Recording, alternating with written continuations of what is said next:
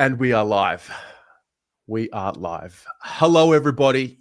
Welcome to the 2025 AFL Draft. Multi-streamed here on the Blue Abroad YouTube channel and the Pommy in Oz YouTube channel. We are here to do it all over again. Pommy, wow. Hello, my friend. Wow, it's a busy day for us, isn't it? Busy day. We're doing two things at once, which you can't beat. This is grand final for draft content creators like you. It is indeed. This is what we pay the big bucks for. Yeah, I've sat back draft after trade period and just watched everyone go to work. Minimal. I don't know how you all do it. It's a long year, and yeah, you just keep elevating. But it all comes to a head. There's been so much speculation around trades and picks and bids, and in about an hour's time, we're going to get closure as to what exactly will happen. We are indeed. I mean, obviously, we're expecting quite a few trades first out of the gate as well. Cal Toomey reporting that we're going to see the doggies move back, which doesn't affect them, but it gains some points for Gold Coast. Going to see a lot of shenanigans early doors. So looking forward to this because obviously there's been a lot of speculation of who's taking who. Now is the time that we see who's right, who's wrong. Yep, absolutely. So, lots happening. If you are tuning in on either channel, make sure you hit the like button. Pommy, I think you got some action already here. You've got Billy Bolster. The legend, big tiger boy. It's a great name, by the way, Billy Bolster. Happy draft. And Mark Smithies has gifted 10 Pommy in Oz. What a man. What a human being. Love to see it. Thank you ever so much for that, my friend. Make sure we get around him chat. We give him some love for that because that's very generous. Yes. So tonight, obviously, we're obviously Carlton supporters, but tonight this is not just a Carlton stream. This is the full coverage. So this is night one of the draft. We're going to go through pick by pick tonight, player by player. And I mean, I think that doesn't matter which team you follow. I think it's going to be fun to tune in. That's the idea. The idea is that whether you're a Richmond supporter, a West Coast supporter, you will have fun with us tonight. And I mean, I think, we'll learn a little bit more about these clubs and, these clubs learn a little bit more about their new players. What's top of mind for you right now before the draft starts? Well, I mean, I think it's going to be interesting because the AFL has limited who they've invited. Obviously, a couple of years ago, we had the famous Devon Robertson case where everyone thought he was going to get picked up. He didn't. Obviously, you've had recently in the America, you had players in the green room waiting to be drafted. The AFL obviously want to avoid that. So that's going to be interesting because we are expecting anywhere from 25 to 30 picks to come in. 25 to 30 picks tonight on the first night?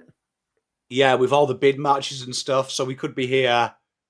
Tonight's stream's going to be the long one. Tomorrow might be in, out, get out, which will be fun.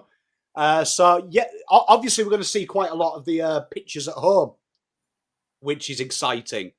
Because obviously you usually get some good reactions, don't you? So I'm intrigued by that. I mean, obviously there's been lots of talk about Cammy Nairn being a huge bolter late. He's linked with Melbourne's second pick, which will be 8 at the moment, could be about 11, 12. We've obviously got Sully Roby. Will he get to Richmond? He's openly said that he'd love to get to the Bombers there. That's going to be intriguing. You've obviously got the shenanigans with pick 2, Harry Dean, Patterson, Hewland. Where are them bids coming? So loads to look forward to. Early doors. But there's always one person who slides down. There's always a Robertson of the draft. Could be Lindsay, which could be intriguing. He hasn't got a lot of love, but so is Sherbert. He hasn't got a lot of love in mocks. So that could be really fascinating, which could cause some trade-ups, I reckon. You might see some trade-ups around that pick 15 mark. Well, speaking of trade-ups, why don't we talk about things that we know have happened today? So the latest updates. What we saw about 2 hours ago was that Gold Coast and the Western Bulldogs have agreed to a pick swap trade. And the deal is that the Suns will get picks 14, 33, and 53. And the Bulldogs will get picks 15 and 29. So first question, why? Second question, when does this trade actually come into effect? Because you can't make a trade until the draft starts, right?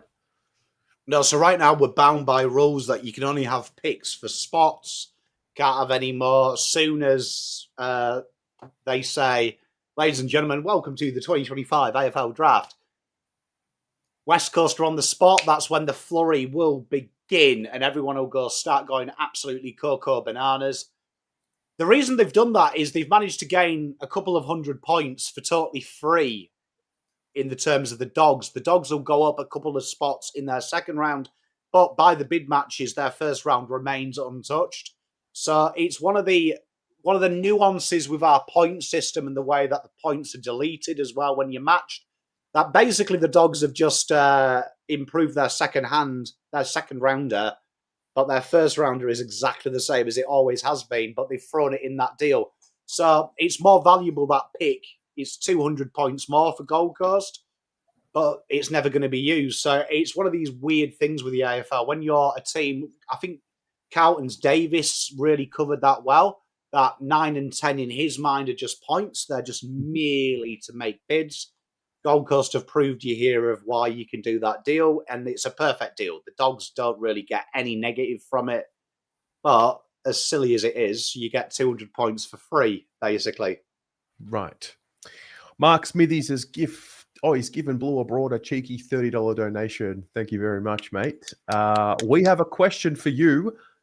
This is Billy Bolster. Do you believe the Sullivan Roby carrot on a stick that's trying to get Essendon to trade Richmond for him? It's fascinating because there was a sudden spurge of Sullivan Roby hype up until like last week, but all you heard about was Sullivan Roby. Then it's kind of plateaued and people have come late. It's interesting. They're going to acquire 9. So 965 gives them a real tasty hand. It's going to be fascinating if Essendon see the value. I actually think, and I said this last night, I can see it happening.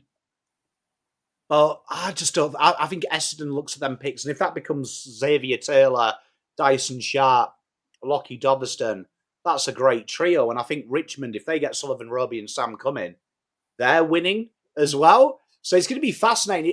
It all comes down to how much you want him. And I think that'll be the most intriguing thing for Essendon. The question Essendon have got to ask, does Sullivan Roby make us a top 8 side in 5 years? Or does having 3 very good players make us a top 8 side? It's going to be fascinating what the answer is. I'm sure Richmond, though, Billy, he'll be hoping that they overpay. I'm sure you will be, mate. I would be. Adrian Gallagher has gifted 5 Pommy and Oz memberships. Eddie, legend. I believe the protocol is if you receive one of those memberships, give a little thank you. I think that's how it works. Yeah, it is indeed. I'll just give him some love anyway. Like some of the chat are anyway. Some of the chat just giving him some love. Give some love. And another one here this is from Dione. This is 250 Thai baht. Hey, Pommy, all your hard work has been so appreciated. I've learned so much from you about points and picks. Thanks and have a great night.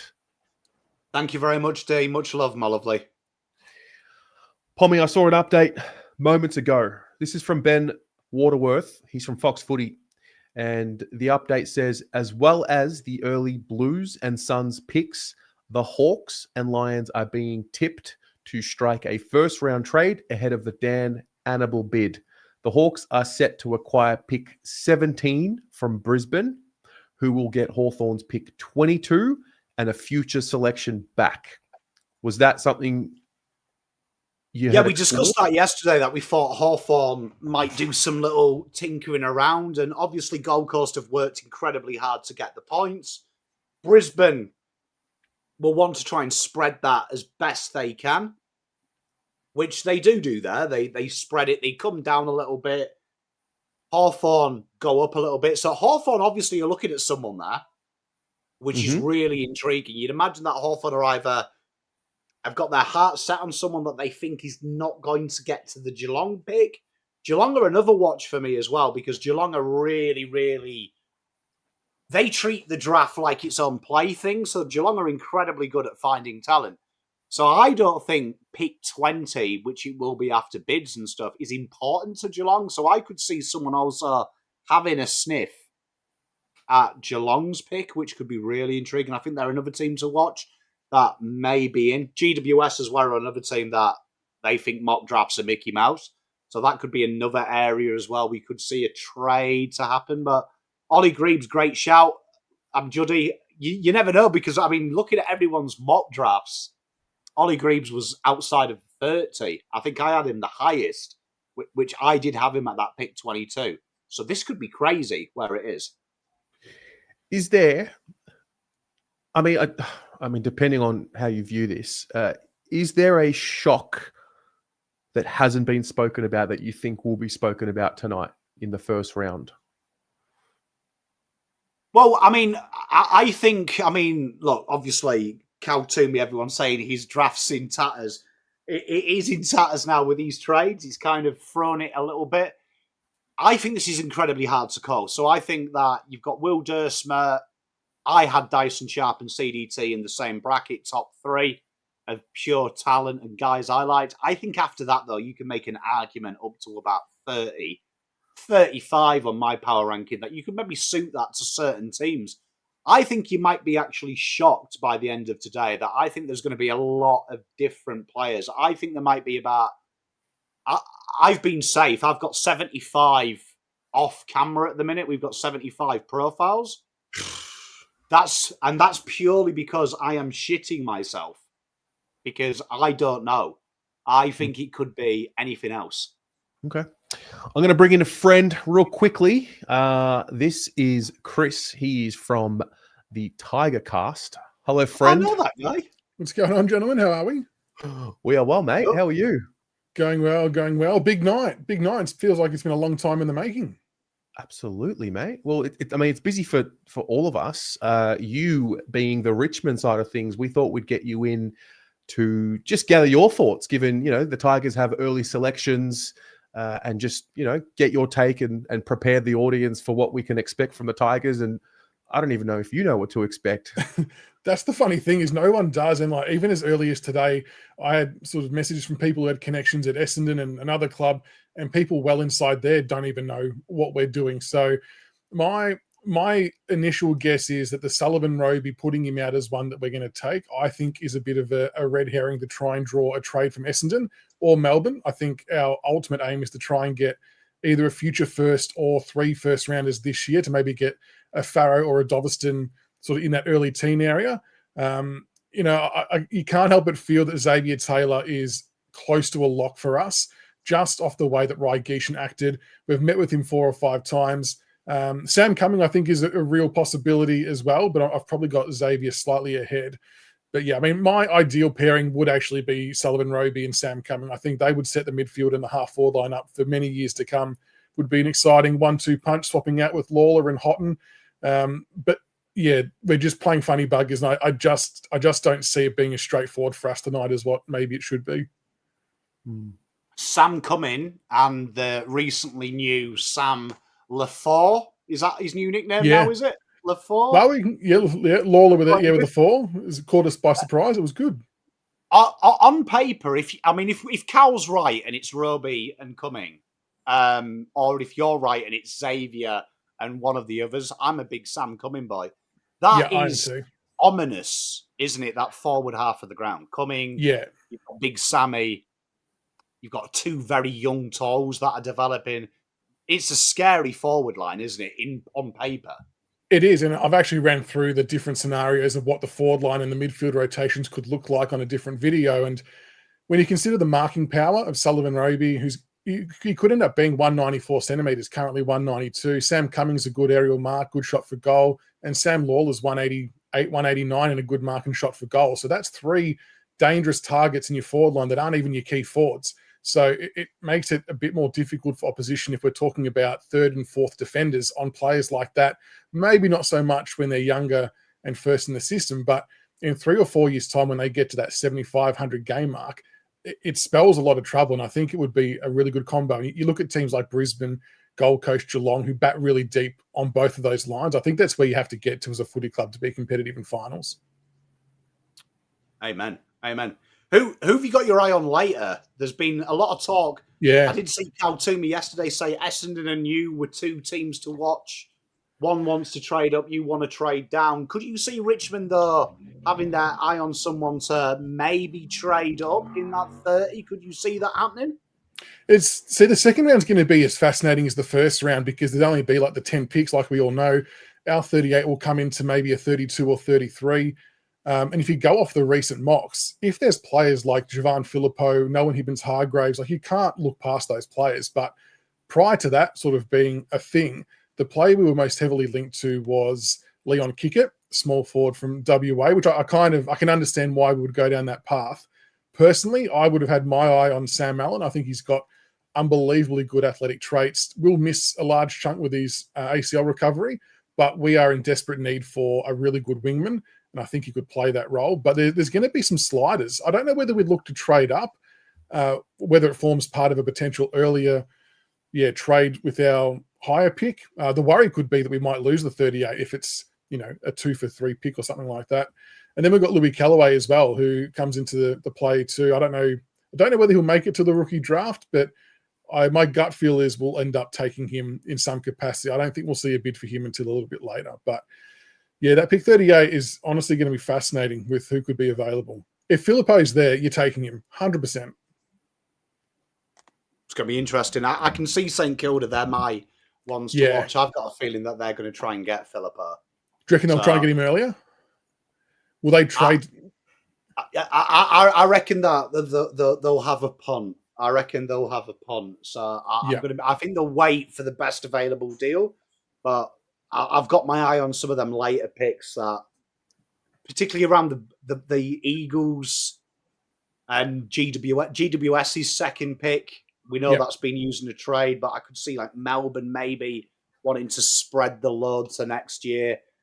Going to be intrigued what happens. I'm going to be intrigued. And someone like even North Melbourne, right, with the picks they've got at the start of the second round, they're going to get some big offers, you would think, overnight, depending on who's left. So they could have a chance to impact themselves next year as well.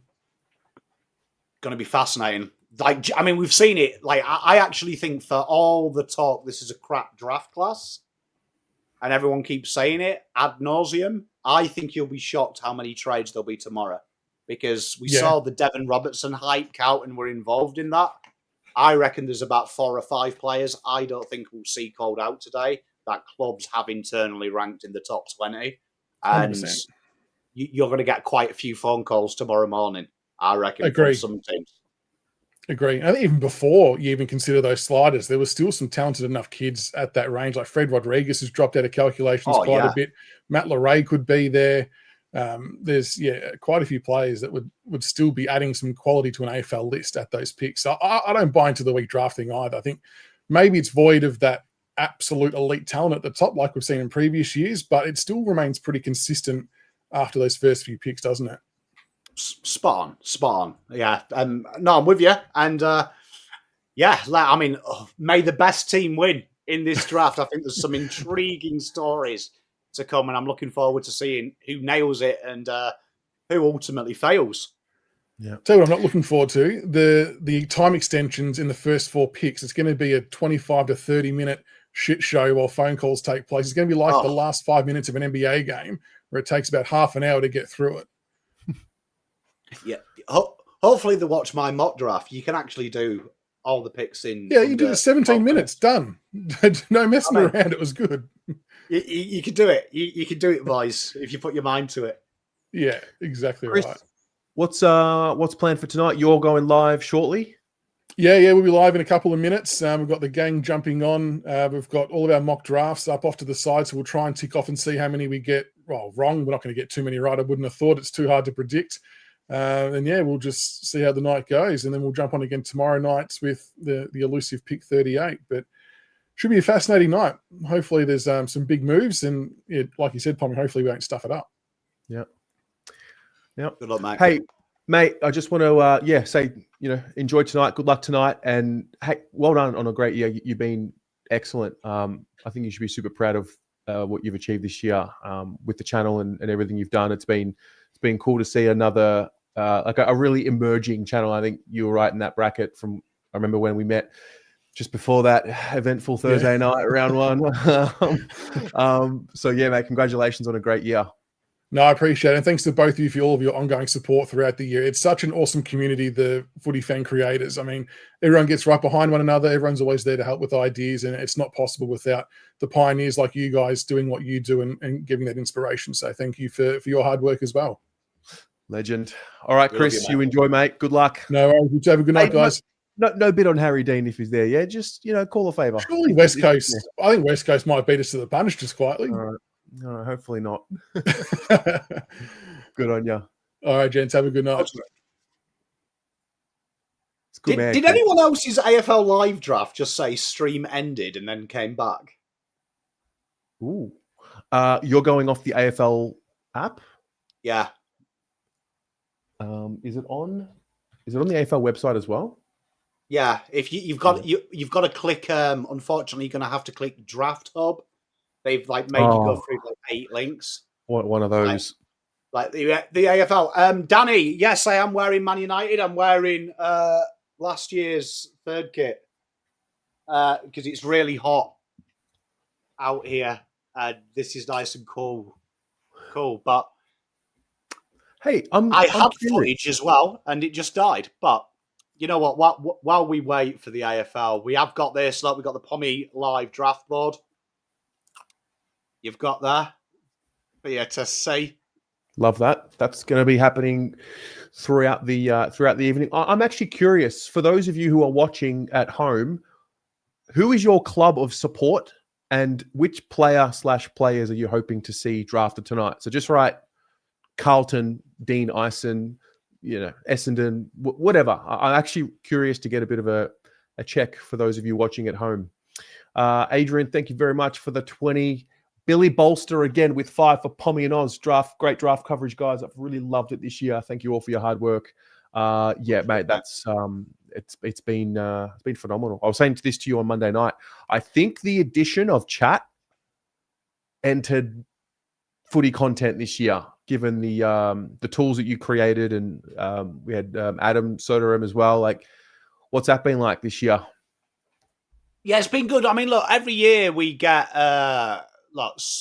things that just push the boundaries and push the expectation and the delivery of the product. So that's really good. I mean, obviously using the app was really good because, I mean, obviously I'm cracking on now. I've just hit 40. There's only so much that I can do this maths on Excel. So I've got someone to do it for me now, which is the app. So that's been good. And I think we're starting to see it. I had a great conversation for those on Pommy and Oz. We had Jasper on one of the shows.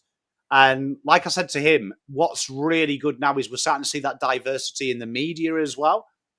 We're starting to see some more people doing cool stuff as well. It's not just one voice, which I think is so important in the draft. When we watch American sports, when we watch British sports, European sports, there's so many voices with different opinions, and sometimes it becomes a little bit of an echo chamber, the AFL. So I think that's really good, to be honest, that we've got people with different voices, different beliefs, the power rankings this year have been fascinating for me.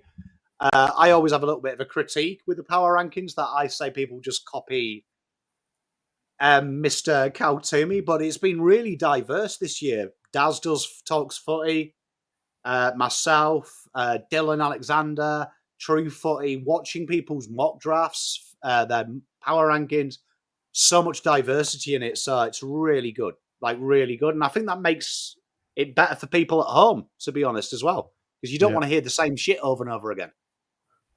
I asked you this, but more relating to Carlton. But now that we're doing, an AFL wide stream, out of all, say the top 10 or whatever, first round, which player do you think, irrespective of which team he went to, he'd be a sure thing to be a star? Tough. I mean, I think Will Dursmer, his floor is incredibly high, and his ceiling is incredibly high. I'm going to stick, though, consistent with my boy. I'm going to stick with my boy, and that is Mr. Dyson Sharp. I think Dyson Sharp is absolutely one of these players that is incredibly underrated in a generation where we want sexy and we want exciting. He's just the black backdrop that makes stars better. So I think you could put him in Brisbane and he would do it. I think you could put him in Carlton. He could do it. I think you could put him in Eagles. He would do it. So I think he's like the guaranteed. He's going to play 300 games no matter what, which side drafts him tonight. And will he get the big contracts? Will he do the Colgate commercial? Probably not. But he's good at footy. And that's all that matters. Like, at the end of the day, being good at football is the most important thing. And he's very good at what he does. And yeah, my type of player. I like boring. What about a player who you think won't be drafted tonight, but will become a top 10, top 5 player in 5-10 years? Oh, you see, I want to get my boy in. I want to get Harley Barker, but I do think he'll be called out in the first round. Let's go. Okay, I'm going to go. This is touch and go. I'm going to go Riley Onley. I think Riley Onley has something about him that says to me that he is every way the modern day midfielder that we all get excited about. He's built like a giant. He's incredibly good on the ground, very good marking in the midfield, strong as an ox. I've got a feeling he'll be very good. Another guy I want you to look out for as well is Sam Swadlin.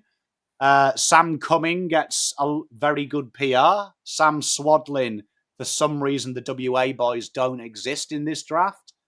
And Sam Swadlin, I think, could be as good, if not better, than Sam Cumming as well. He's got something about him.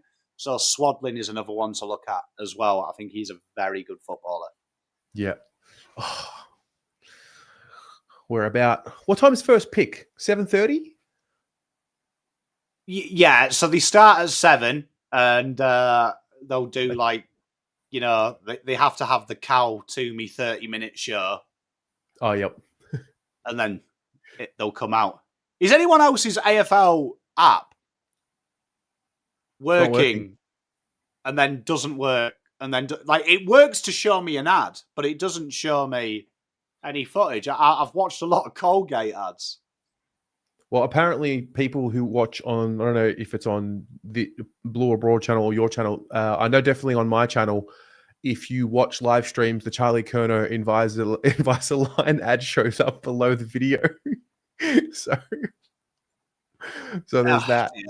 Yeah. You know what? I might have to switch over to KO. I think it's a KO job.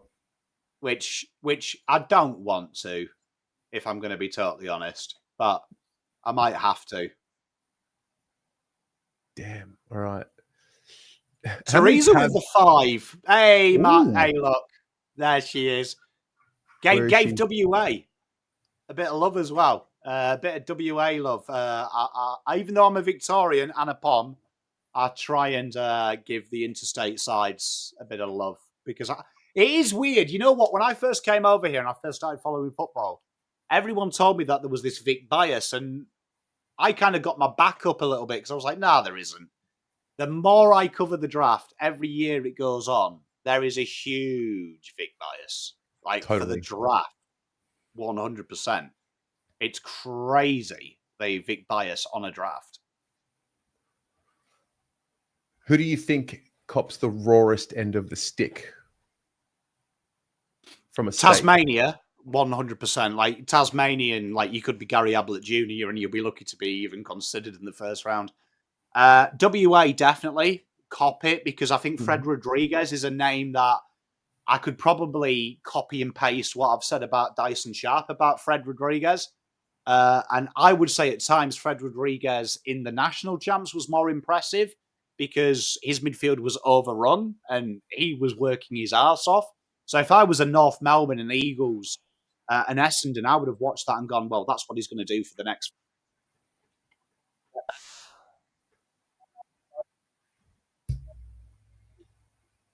last couple of years have copped some proper hate. I just panicked for a second. I could hear your lips moving, but I couldn't hear sound. But you're good. It must be all these tabs I've got open. Conservatively, 40 tabs.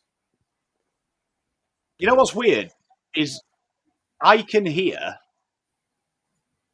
footage, but I can't see anything. You might be on the AFL tab. No, I'm on all the tabs. I've got them all open, but there's nothing playing. I love AFL. Yeah, Fox Footy's running as in like it started, and it's just running like a bit of a promo now. So that's fine. All right. It's going to be fascinating, this, though. So, I mean, obviously what we're looking for here is the opening pick. I mean, if the world is right, which we suspect it is, we should be seeing the great man himself, Willem Dersma. That should be the first cab off the rank, we suspect. Okay, the AFL I was app working. is I've now got Nat working. Edwards in front of me. Yep. Nice pink dress. Love the dress. Yeah. To be fair, she's done well there. Yeah, that's very nice. Yeah, it's going to be interesting how they delay this. I've got a feeling that the AFL will really delay this. Well, they milked it last year from memory, like a lot. One thing we've got to say about the AFL is they're very good at milking it. Do we have what is your most recent top 10 mock draft, say? So my mock draft, it was Dersma, Euland, Dean, CDT, Robbie Cumming, Taylor, Sharp, Melbourne, I went Jacob Farrow, Cam Nairn, Essendon then went Lockie Doverston, and then Hawthorn went Sam Grill. Right. There's a name there. It's a good job that I remember that. Hey, tell you what, that was hard work getting that out of the brain. There's a name there that you haven't mentioned in that group there, and a name that, correct me if I'm wrong, I feel like the closer we've gotten to the draft, the more he seems to have slid outside of the top 10, and that's Josh Lindsay. I know Carlton fans have shown interest. Well, I have for sure, even though it's probably, unrealistic. Why is that? Why was he a top 5 projected pick mid-year? He seemed to finish he didn't seem to finish the season poorly. What am I correct in assuming that he's slid out a little bit? Well, he definitely has slid, and I do think that we do, like, with the WA bias, the Tasmanian bias, we also have got like kind of a hatred in the AFL when you are just a standard player. When you're just a standard player, and he's just a pure halfback flanker. They tried to swing him at Geelong in the midfield, and it didn't quite work. Jacob Farrow, on the other hand, he was swung into the midfield, absolutely nailed it. So that's the big thing. But he is an incredible kick, probably the best kick in the draft. And it's kind of a one-size-fits-all, but there is an element in the AFL, particularly when you are judging these players, of an old-school mentality. And one of the old-school mentalities is halfbacks are failed midfielders, which, to be fair, the AFL is quite right. 90% of people who play halfback genuinely are a failed midfielder now. But I think in a game of transition football, I'd say Jacob Farrow and Josh Lindsay are two players that you would definitely want. Most mock drafts have got him going to the Dogs, which I think is genuinely scary because I think that's one thing the Dogs lack. So that could be a huge acquisition if the Dogs get him. I couldn't think of a better club for him to go to. Yeah, interesting. Well, the clubs are emerging in their rooms. We are seeing them. At the moment, we've got Richmond sitting in their draft room. The experts are sitting at their desk. Well, yeah, some of us are sitting just at home. It's very exciting. Well, it's a very exciting time. And there you can see you've got the 23 on the screen there. So when Brisbane pick, that is the end of today. So just let that sink in. In them, you're guaranteed to see a Harry Dean bid. You're guaranteed to see a Hewland bid, a Patterson bid. You're probably looking at players like Danny Annable we're definitely going to get bid on. Then after that, it's going to be a waiting game for a lot of clubs. But Swade, Max King, Harry Kyle, Bo Adensole, Jack Eisen, Tyler Williams, who had an absolute sensational combine. They all could get bid on. And then you've also got players like Zach McCarthy, who, in my opinion, is on the open market, would be quite high up, Collingwood's tie player. So this could be fascinating. Like, we could be here all night. Hypothetically. Teresa, I didn't see your donation. Oh, I did. Sorry, my bad. You gave me the 5. Sorry, I didn't see it. I didn't see it. My bad. Disgrace, Teresa. Keep him on his toes. Keep him on his toes. Typical Carlton supporters. Okay. All right. Who would you say, from their reputation, are the best couple of teams when it comes to the draft in the way that they recruit and the way that they trade and maneuver the draft? I'm always envious of Brisbane and Gold Coast. I think the way that they've negated the Northern Academy, the Father Sons, and the NGAs that they've had is absolutely fantastic. And particularly when you look at Brisbane, they usually do it a year ahead as well. Mm-hmm. When you look at how they work, obviously it's a bit of a different skill set because you're guaranteed players. Then if you're looking at pure teams, I always enjoy GWS and I always enjoy Geelong. Geelong, they go the lesser exciting areas. They find the players. Lawson Humphries a couple of years back. Absolute amazing recruitment. GWS as well, they're really entertaining because they don't buy on reputation. They buy skill acquisition. Phoenix Gothard is a great example a couple of years ago. He wasn't in anyone's top 30. I think I had him at 41 at the time. And he just pops in. So an incredible recruitment. I'm a big fan of that because I do think, and I said this when I was on True Footy the other day, there is a lot of pressure on teams to kind of go in the order that we perceive what we're saying. So, like, we were talking about Cooper Duff-Tytler, and I was like, he is the runaway second best player. You could make an argument it's not what the Eagles need desperately, but I was like, you know what's going to happen if they went Dyson Sharp pick 2, everyone would say that's 7 picks too early, even though it's what you need. So there's also an element of that. Some teams have succumbed to that. So it's always interesting. I do enjoy, though, GWS and Geelong. Someone said Hawthorn, Magoo. Great call as well. Hawthorn, like, you look at how they've rebuilt that club, incredibly good in a short space of time. So it's going to be fascinating because the draft, people say the draft isn't important, but yes, it is. It is important. You are relying on your ability to recruit teams and recruit established talents. But as I always say, I always bore people with the story. Geelong, one of my favourite teams, I had a mate working at one of the Coates teams a couple of years ago, and he told me the story that Cats, when they come in and ask about a player, never ask about the negatives. They're asking about a set amount of fundamentals, and they'll back to teach the things he hasn't got. So they're looking at certain skills, which if you listen to the NBA, a lot of teams do that. Golden State Warriors were a team that did that for a long time, that backed in what they wanted and backed themselves to teach the incidentals. They were looking for, if you were good at free-point shooting beyond the line, that's all they cared about. If they were looking for someone who could defend, they were like, we can teach you everything else. So a lot of different methods going on here. And some teams, unfortunately, like my Carlton Football Club, we kind of need a runaway pick 1 to get a guaranteed thing, which if your development team's good, you can probably take some punts. Speaking of Carlton, I think I've done well here. It's taken me 39.5 minutes before I've talked about Carlton. So there's a difference in Carlton tonight in the way that we think about the picks. Chris Davies did a video yesterday with Carlton Media talking about, or breaking it down in the sense of you've got to think of the picks as points. And there's been a lot of conversation around just keep 9 and 11. Why would we trade? Why would we help other clubs? Yada, yada. Can we break down the Carlton situation? Maybe not so much just Carlton, but teams that need to think about the picks more so as points than what they do the pick on face value.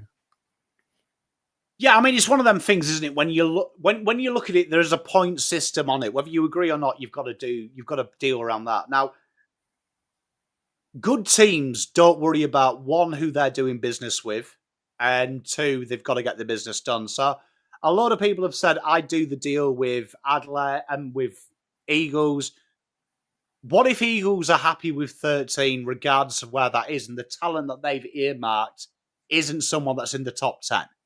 Mm-hmm. When people get upset saying, oh, it's unfair that Carlton are going to get bid on, how is it unfair? The system itself, by having an NGA and a father-son, is inherently unfair to the team that has had the worst record in AFL history in the last 3 years in the Eagles. So it's easy to look at it from this way, but the best way I could describe it is when people say, I don't want to do the business with Essendon, I want to do it with someone else. From Eagles' point of view, imagine Eagles are multi-billionaires. You're about to go into bankruptcy and lose everything. Why would a billionaire buy your house just because he's a good person if he wasn't in the market for it? He's going to make an investment and he's going to probably lowball you. Same with the Eagles. So I've got no issue with it. I do think if anyone's got an issue with it, it's more of a throwing the toys out of the pram. I want my cake and I want to be able to eat it. But in reality, this is a professional sport. This is meant to be ruthless. And unfortunately, you've got two options Carlton have. Take 9 and 11, lose Dean, or be smart and stagger that through. And that's what Brisbane have done wonderfully. Gold Coast, Collingwood did it with Dacos. Sometimes you've got to be smart. Yep. Do you reflect on, it wasn't that long ago, with what you used to pay for your father's son and your academy kids compared to now? Like if you look at what teams had to pay, for example, for Nick Dacos in 2021 to now, I mean, we quickly forget. And so do you like the way that the system is now, or do you think it needs to keep evolving? It's getting better. I'd like to see it I'd like to see it incredibly harsher. I still think the fact that Carlton can trade 9 and 11 for a few later picks and get a player that is ranked in the top 5, obviously the third best player if the Eagles make that bid. Market dictates where these players are. I still think that's ridiculous. Genuinely do. And I won't be like everyone else who, because it affects my team, suddenly I like the idea. I think it should be incredibly harder to do it, because regardless of why teams are at the bottom of the ladder, the draft is meant to bail you out of that because you always get the best pick.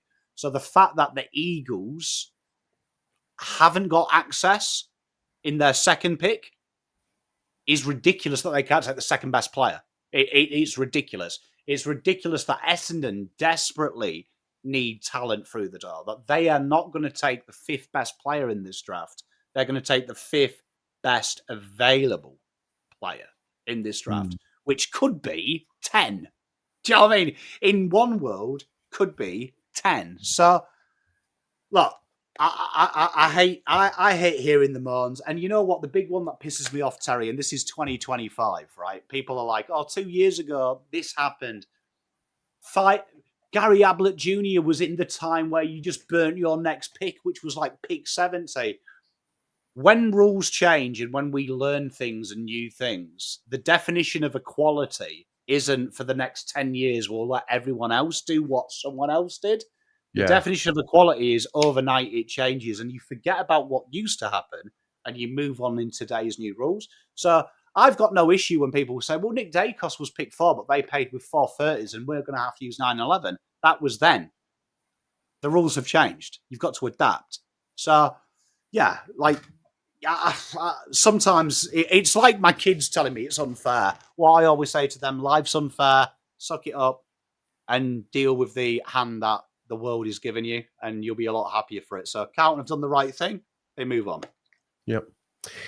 Another question for those of you watching at home, no matter which club you support, Can you type in your club name and a draft moment you wish you could have back? Every club's got it. At Carlton, we talk about it nearly every year. Could have, should have, would have. But I haven't done this exercise with general AFL fans. Which player or pick? Yeah. Could we go back to the Sam Philp one? Yeah, we can go back to Sam Philp. Yeah. I want to get this perspectives from everyone else, though. But yeah, Carlton, Sam Philp. Well, Carlton, mate, we have 3 picks to show for the last 4 or 5 drafts.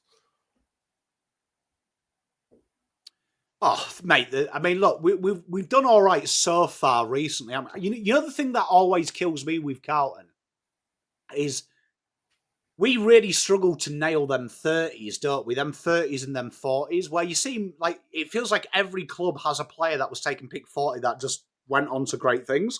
Yeah. Always feels like Carlton's second pick is the most cursed pick of what we pick, isn't it? Because it's always like some kind. We used to be obsessed with the guy who had an ACL or a late injury. And do you remember they used to sell it? He was the slider, and I always say, yeah, I always say the value is dictated to by the market. So if you were pick 6 in, let's say, May, and you're now pick 45, that's telling me that 17 clubs, at least if you want him, have rated him not worthy of the first 17, potentially the first 34. So you're now statistically saying that 1 out of 18 teams is right. And it's why the AFL is a copycat league, and it's a good thing, but it's also why sometimes it annoys me why the AFL isn't like a little bit more intuitive, because I do think at times the way to do something has been shown to you by Richmond's rebuild, by Hawthorn's rebuild recently. There's still some clubs out there looking at you, Carlton, for 10 years, looking at Essendon recently until Matt Rosa took over, that still do it the same way they've always done and just expect it to produce a different result, even though everyone else is a little bit smarter. And that's the quickest way to get better, admit you're an idiot sometimes and adapt. So it's going to be fascinating. What about, these are really good insights. I forgot about Francis being picked over Kerno and Mackay.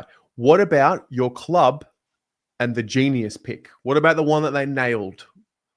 And you can't give me Collingwood Nick Dacos. I'm talking the one that your club nailed from, I mean, I guess after pick 5 or maybe after pick 10, which is the one that you look back on. Josh Dacos, though, has got to be up there for Collingwood. God knows how he slid. Yeah. Oh, if it's Cowan, I always, and I still stand by it, the Lockie Cowan pick. I still can't believe he slid to Lockie Cowan. I still can't believe he slid there. I saw that the other day. So Blues.afl on Instagram posted that rewind. I think so. We traded a future pick, was it, for pick 30? Yeah, I think it was a future 3rd, wasn't it? Future 2nd or something? For pick 30 and picked up Lockie Cowan. Yeah, that's a good one. I can't remember doing that with you, Terry, and I remember I was touching myself to it. Like I still to this day, again, Tasmanian tax, still don't know how he got to where he did, but fair enough. Priddis, Matt Priddis is a great shout. That's my biggest win ever in AFL gambling. That when I had him to win the Brownlow, like honestly, I drank well that night. Cripps at 13. This is good. Adelaide, Dangerfield at 10. Yeah. Tex Walker at pick 76. Is that right? Tell you what, Dane Swan 58 from chat. That's crazy as well. Yeah, damn. These are fascinating. Yeah, Geelong, Lawson Humphreys. That's elite. Lawson Humphreys is one of my favourite ones as well, because that was just such an obscure pick. Yeah. Mitchell picked in the 30s. Mitchell, which is that Sam Mitchell? Or is that Tom Mitchell? Was James Hurd 79? Yeah, I think he was one of the last picks in the draft. Fuck me. Yeah. See, it's insane that this is why it's a dangerous game to go back under your draft. Yeah. Like, it's a shame we don't have the crystal ball to see 10 years in the future from your pick. It would make it a lot easier on your life. Mm-hmm. Carlton Eddie Betts was a rookie. Yeah. Larky at 73. That's great. That's great. I'd be amiss for not saying Tom Atkins in the rookie draft. Oh yeah, that's just Like classic Geelong. You know what? Rookie draft, you get some good players, don't you? Oh, Mate, my boy Archie Roberts, 54. Great 54. call. Yes. That's still ridiculous as well. Yes. These are really good. Yeah, I mean, this wins World Sport. Tom Brady, pick 199. Has anyone ever seen, one of the best videos I've ever watched, it came up on my recommended the other day, was watching Tom Brady teach you how to throw. I don't know if you ever seen that. He did an instructional video on his own. And genuinely, I was infatuated by watching that. It's like a 10-minute video, but I was like, this guy is like the best in the business.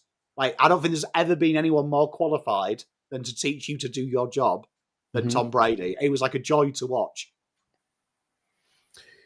My Blue Heaven is in the chat. Hello, okay. Mr. Huck. He's here.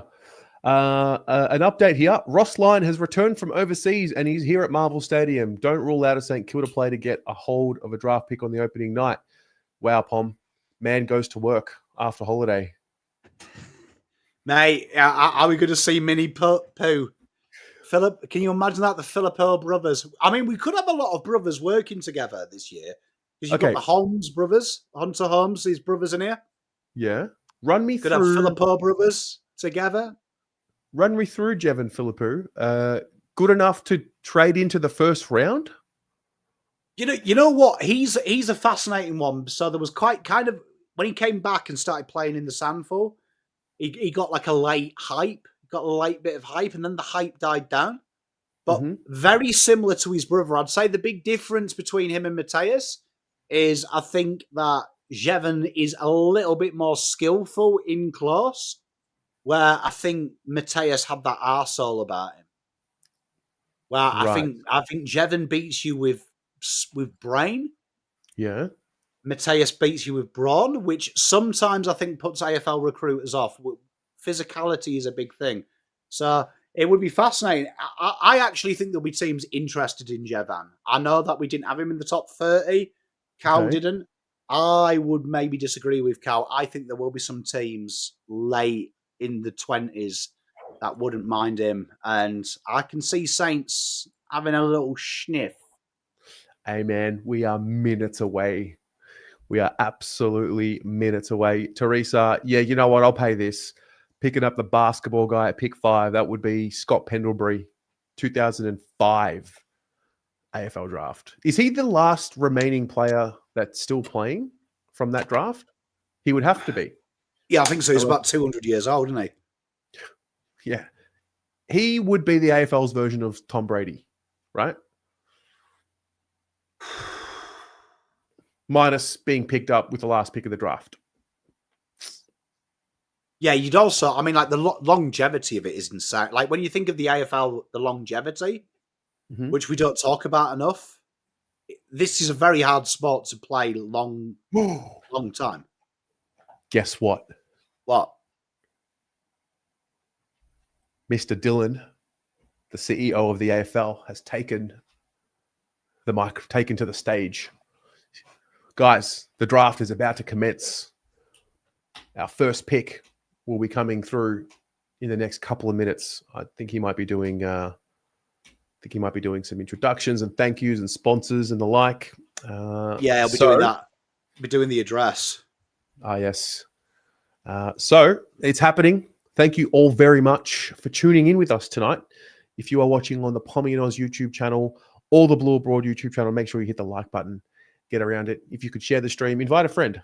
Tell a friend to join us. We are going to cover every single pick. We also expect some action early in the form of trades and bids. We talked about Hawthorn and Brisbane.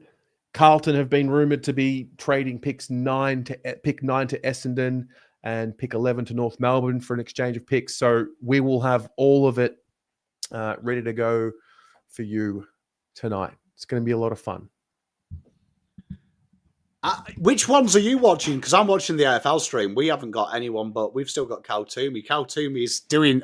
I'm enjoying the AFL stream.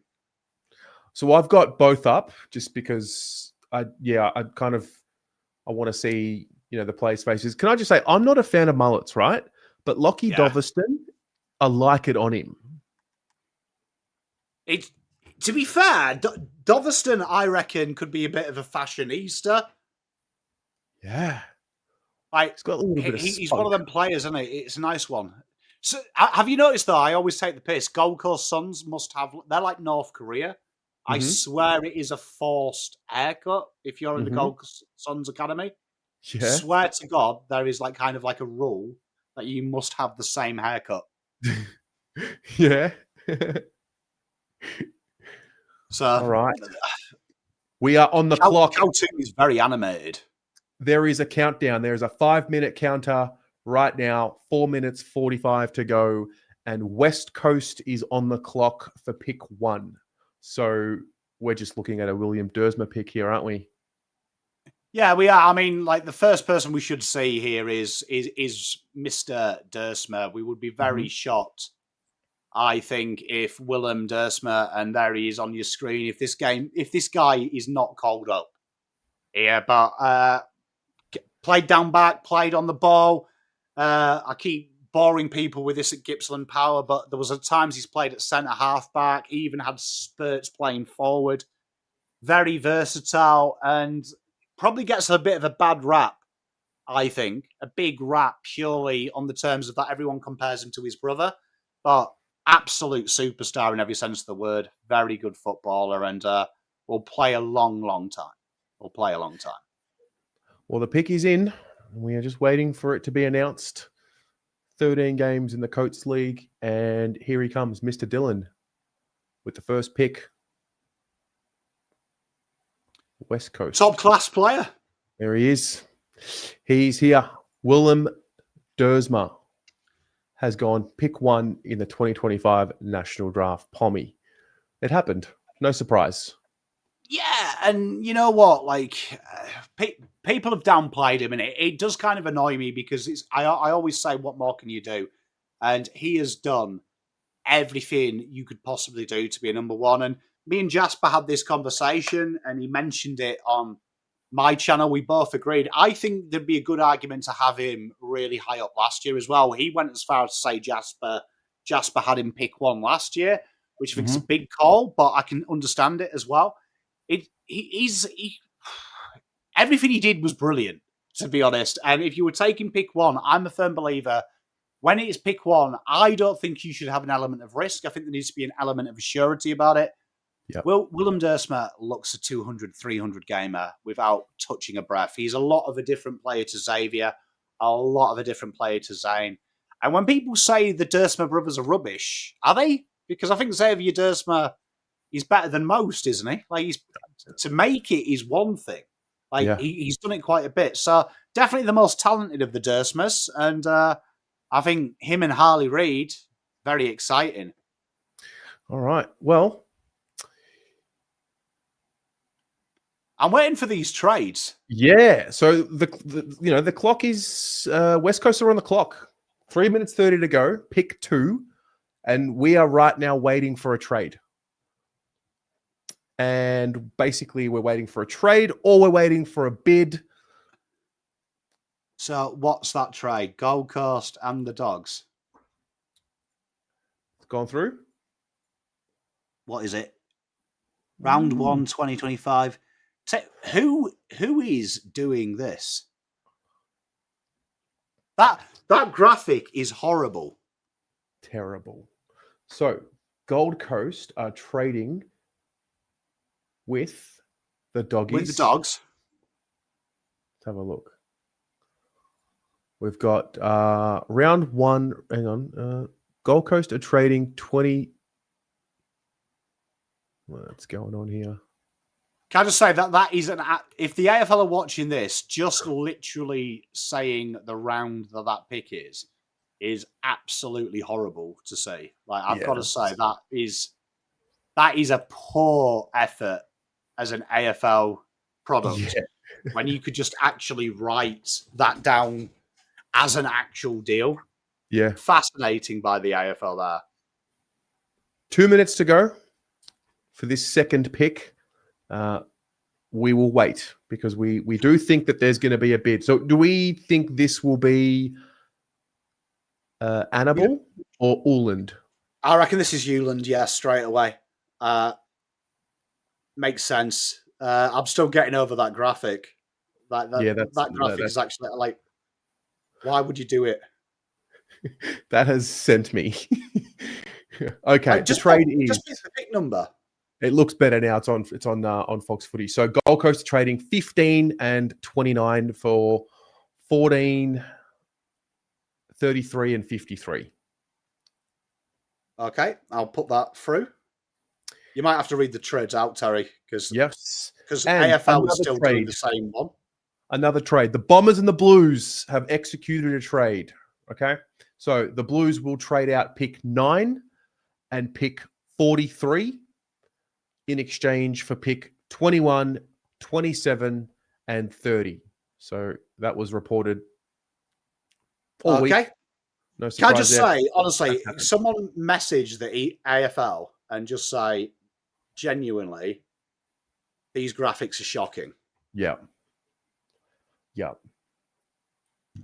Did you know Dersma's mother runs a dance school? All right. Pick 2 is in. Who is it going to be? It's going to be a bid. Imagine it's Uland. Oof. Bid pending.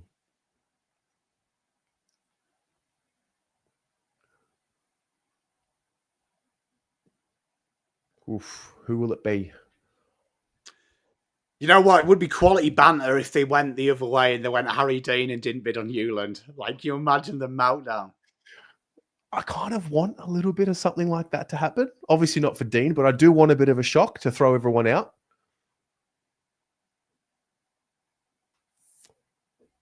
It's going to be fascinating. Well, I mean, this one would be interesting because it would, if this is a Zeke Uland, that'll be pick 14, 18, and 24 burnt. They'll get a comp pick around 40, which could come back in once they delete them. So that's going to be really interesting what happens. I just keep getting bid pending. Is it Zeke Uland? Haven't seen it yet. I guess Andrew Dillon will announce it on the microphone, right? If the bid for a bid. There's another trade. What's this? It looks like, what's that? Trade Carlton North. Carlton North, like we said. So Carlton, what? Pick 11 and they're round 3. I can barely see it, to be honest. Gonna have to wait for Fox Footy. Yeah, let me know what that one is. But Carlton are trading round 1, round 3 for 2 first rounders and a third round. So what's that in English? Hang on, let's have a look. All right, Carlton are trading 20. No, I missed it. This is from the AFL stream. It's not very good.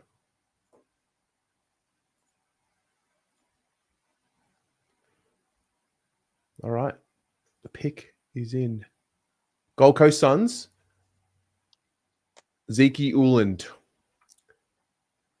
They have made the bid. And so he will go at pick 2. And that is brilliant. Mum, can you bring my phone? I can't get KO'd down here anymore. There we are. So Zeke Uland, the bid is matched. And Zeke Uland, brilliant little footballer. There he is on your screen. A little hunk he is. Can play down halfback, has played on the ball, has played on the wing. Injured this year, came back though in the VFL, and people forget that VFL, he played in the VFL last year as well, as a baby, as a child, as a 17-year-old. So coming in now as an 18-year-old, only played the 4 games, was really strong there. Big point of difference with Uland is his ability to hit targets. He is a very, very busy footballer, particularly down back behind the ball. So very good player and great acquisition for them. And it's sad, really, but Gold Coast get better. Yeah. I just want to recap that Carlton trade. So Carlton and North Melbourne. Carlton will trade pick 11 and 54 for North Melbourne's pick 25, 46, and a 2026 second round pick. Okay. All right. Good. So we got what? Eagles on the clock again now. So this is where we expect the bid. This is where we would expect the bid on the big dog himself. So if you're a Carlton fan right now, the big shock that we want to see happen right now is no bid on Harry Dean. That would be awesome. But given that these trades have gone through, I think we're just stock standard expecting the Blues to then have to trade up for pick 3. Yeah, 100%. So people were wishful thinking that it wouldn't be, but I think it's safe to say it will be. It looks like we do have another bid as well. Yes. Looking at this, I've got bid pending. Bid pending. Giants have made a trade with the Gold Coast Suns. Let's see if I can be quick enough at this one. Pick 25 to pick 26. What? Does that make sense? Is it 35? What was it? I thought I saw 25 for 26. For some reason, their graphics are just telling you their futures and their thirds and stuff like that. Okay, we'll just wait for that one to Thank you, Mum. come up properly. All right. So, yeah, Euland, he finds his way there, being an incredibly strong player. So he didn't play. He had a back injury and he still finds his way as the second pick. Is he that good? Yeah, look, playing as a child is insane. Yeah. Do you know what I mean? Playing as a child, like, you got to think, what's that? 25 and 46. Oh, that was the Carlton one. Yeah. Okay. Cheers, AFL. Yeah, go on to KO Chat or Fox 40. Yeah. So Zeke Euland is the second pick in the draft. Gridio with $5 here, already getting goosebumps. Crows need to trade to get sharp. Oh, imagine him ending up at Adelaide. I've got to say, though, the rumours are you're getting Mitch Marsh, which makes me incredibly jealous. If you go back to my first mock draft, one of the funniest moments ever where someone took the piss saying I was a pom and I didn't know anything about football because I mentioned a cricketer. And 2 weeks later, Nash Champ started and Mitch Marsh took the piss. One of my favourite moments of history, to be honest. I love it. So that's all right. Round 2. So it was 33 for 22. Sorry, you're right. Yeah, 33 for... Hey, Ashley, how good? Honestly, Bill, how funny was it, though? That guy going, fucking Pom's got his sports mixed up. Mitch Marsh plays cricket, you fool. Quality. 33 for 26. Future 2. Yeah, is that so right? That's just more points. So more points for them. GWS, like we said, that I could see a bid coming in for GWS's first round pick as well. So this could be a real fascinating one. But for GWS, they really don't value it. So that's going to be good business for them. And again, what Gold Coast do, they just turn over them picks. All right. The bid is pending. We will have a moment. It's going to be in shortly. Can I just say that last year's stream was really good by the AFL. So far, watching Fox Footy and AFL absolutely shithouse. Yeah. Oh, I can see this guy from West Coast. I can see what's on his phone. You better be careful. Yeah, that's right, mate. You look away.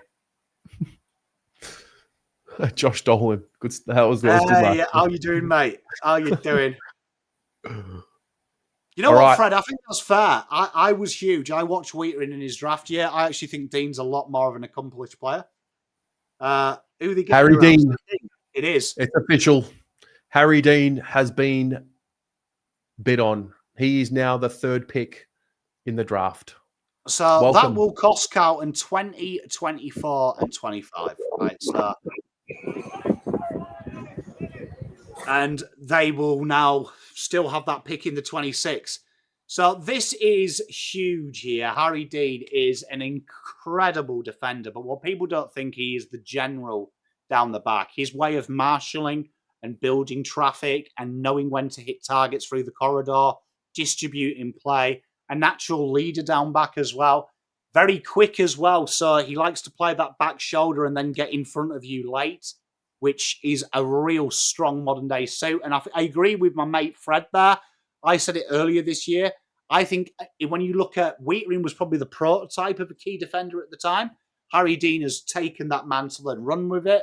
An incredible player. And his trajectory will be a superstar. So a lot of people saying, is it worth it? I would happily pay 9 and 11 for what this guy's career is going to be. This guy's career is going to be incredible. He's played the best key forwards in the league in the country, and he's done incredibly well against them. So, and you're also getting the third best player in the draft. So, welcome to the club, Harry Dean. Long may it continue. Tell you what, Harry O'Farrell, Harry Dean, and Jacob Wheatering down the back. That's tasty, bro. That's tasty. But terrific footballer. I really like the length of his hair. I think he's got it just in time for the draft night. Yeah, well done. Can I just say, as a dad as well, just looking at Peter trying to hold back tears, it's beautiful to see, man. Oh, that is the shot, isn't it?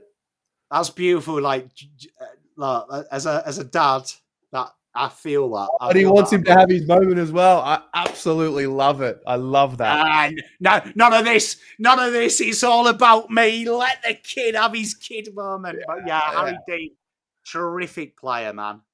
Terrific player, and can't wait to see it. He's round 1 ready as well. Round 1 ready. Really, Sydney opening round SCG could be there. Mate, get used to hearing this. Dean finds Cowan on repeat. But absolute top draw footballer. Mm-hmm. 8 games. So Cowan now, at this stage, will have 26, 43, and 73. So remember when we talked about this with Terry last week? It would have been pick 51. If we didn't our first pick after this. 9 and 11. Yeah. Wow. Oh, look at his mates as well. That's beautiful to see. Love it. Quality. Right, come on, Eagles, go again. Go Patterson, boys. Come on. Do it. Do it. Make a bid. Just get him out of the way. But yeah, Harry Dean, can't speak of him highly enough. Can't speak of him highly enough. He's a good kid. So if you go back and watch our watch-alongs, we watched a few Vic Country games. Yeah. Ridiculous. Like, the big thing about him is how he marshals his troops. He's constantly talking. Him and Lindsay had like a sixth sense. So it's going to be fascinating to watch because I feel like that's something Wheatering needs. More voices. So I reckon what he'll learn off Nick Newman in the first 12 months could be terrifying. Gee, this he's a big boy. And the Jay Martin, no, your deficit only applies to the picks you physically own.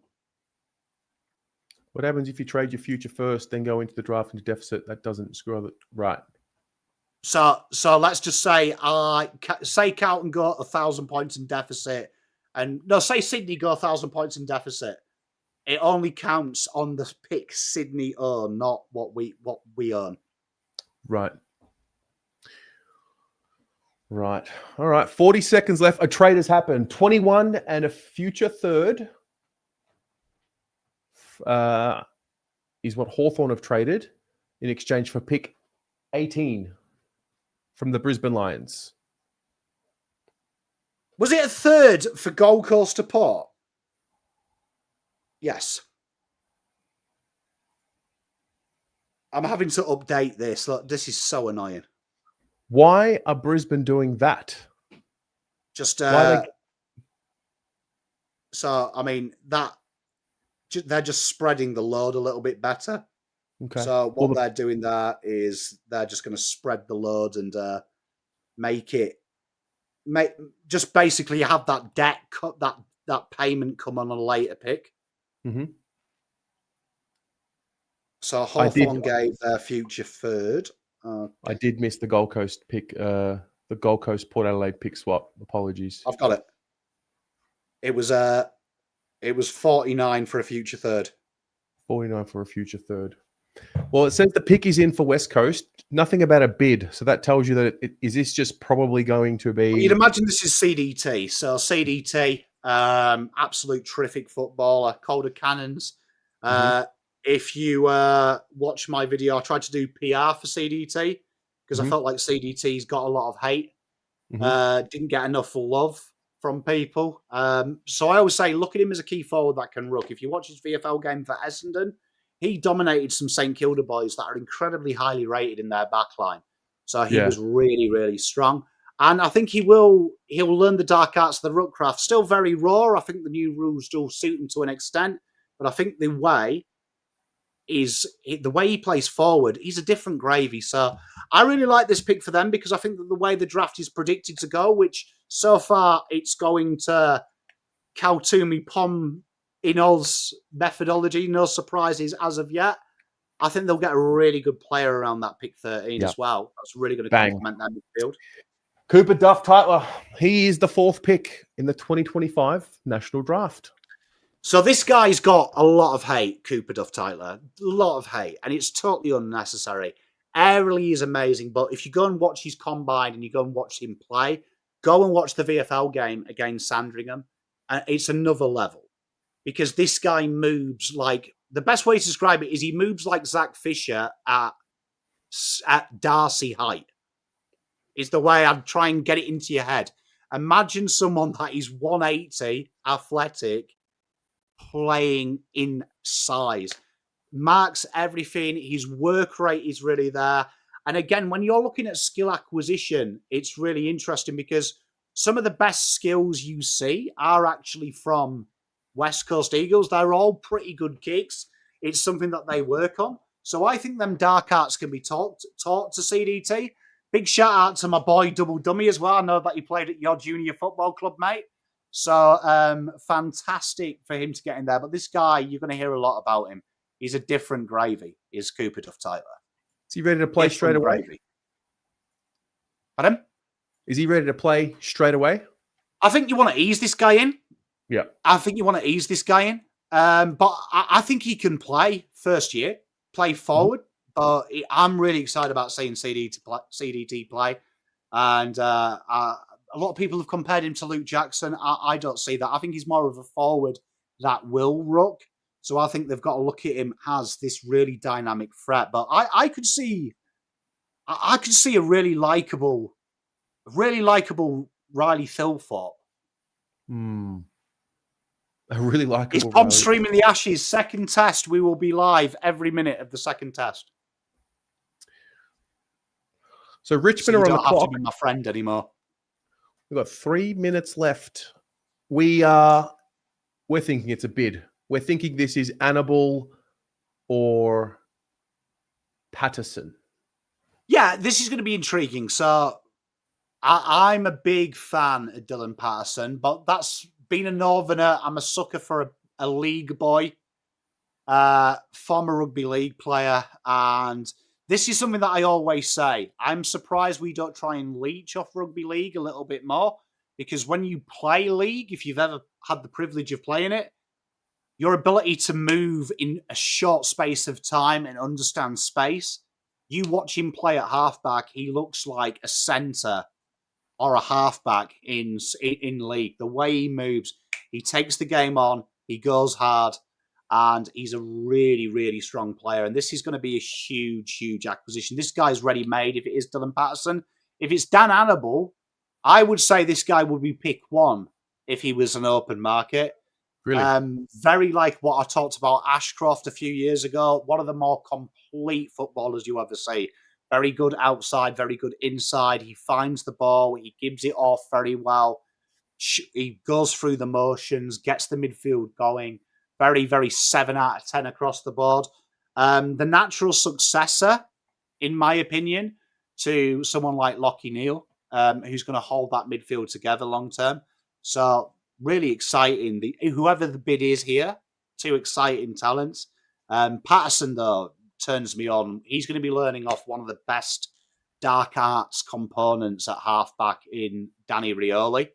Could be crazy. The trades you've missed: future third from Port Adelaide, from Gold Coast for Port Adelaide's pick 49.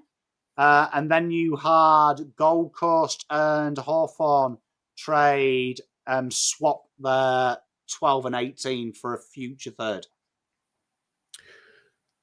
Just going back to the Carlton trade with North Melbourne. If I'm North Melbourne, who am I looking at with that 11th pick?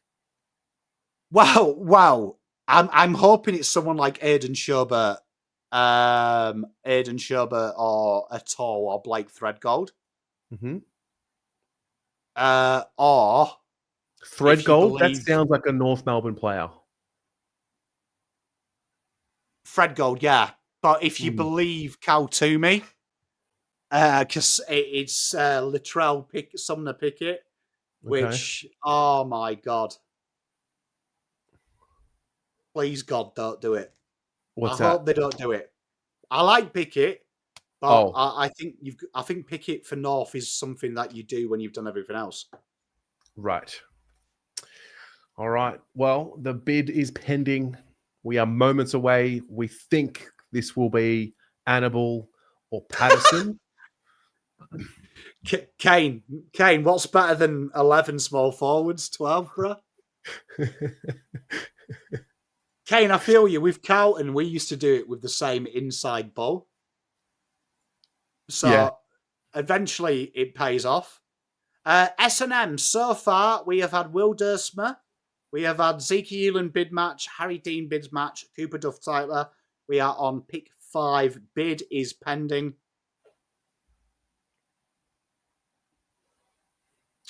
Hey, Parwan, I could have done 4 mock drafts at this stage.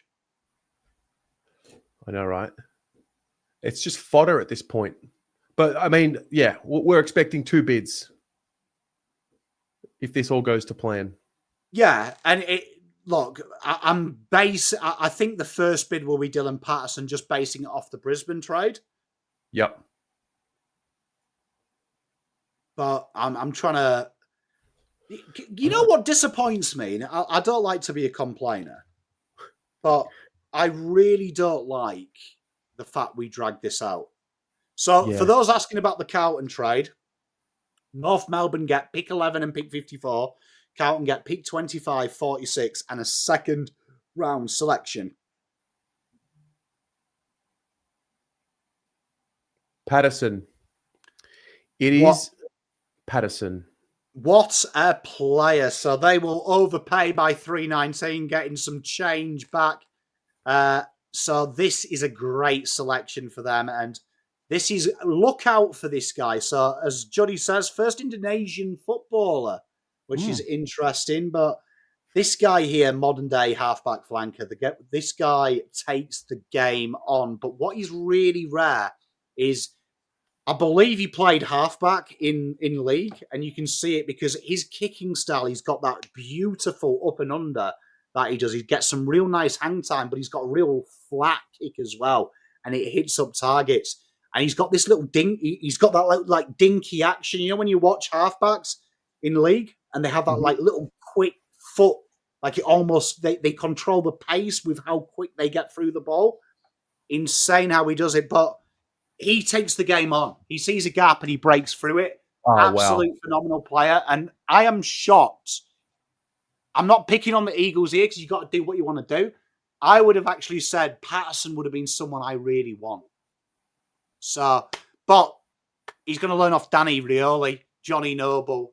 This kid will be good. This guy here, I would say you have got your second All-Australian lock here. Really? That's been drafted so far. Yeah. He's got that Nazaya Wanganeen Millera, as I say. Yeah, they've got the comparison there. It's a pretty big comparison, but he's got that go about him. I like the fact that they've compared him to Nas. I can see it. Funny because the media hated Nasir in his draft year. I was a big Nas man. I'm a sucker for a halfback that can take the game on. That's my weakness. So I'm a big fan of Dylan. Great kid as well, by all reports. Like, just loves life, and he plays football in a way that makes me want to be a kid again. In the terms of it's exciting to watch. Like, it's, Mate. you know what, Joseph? That's probably the best comparison.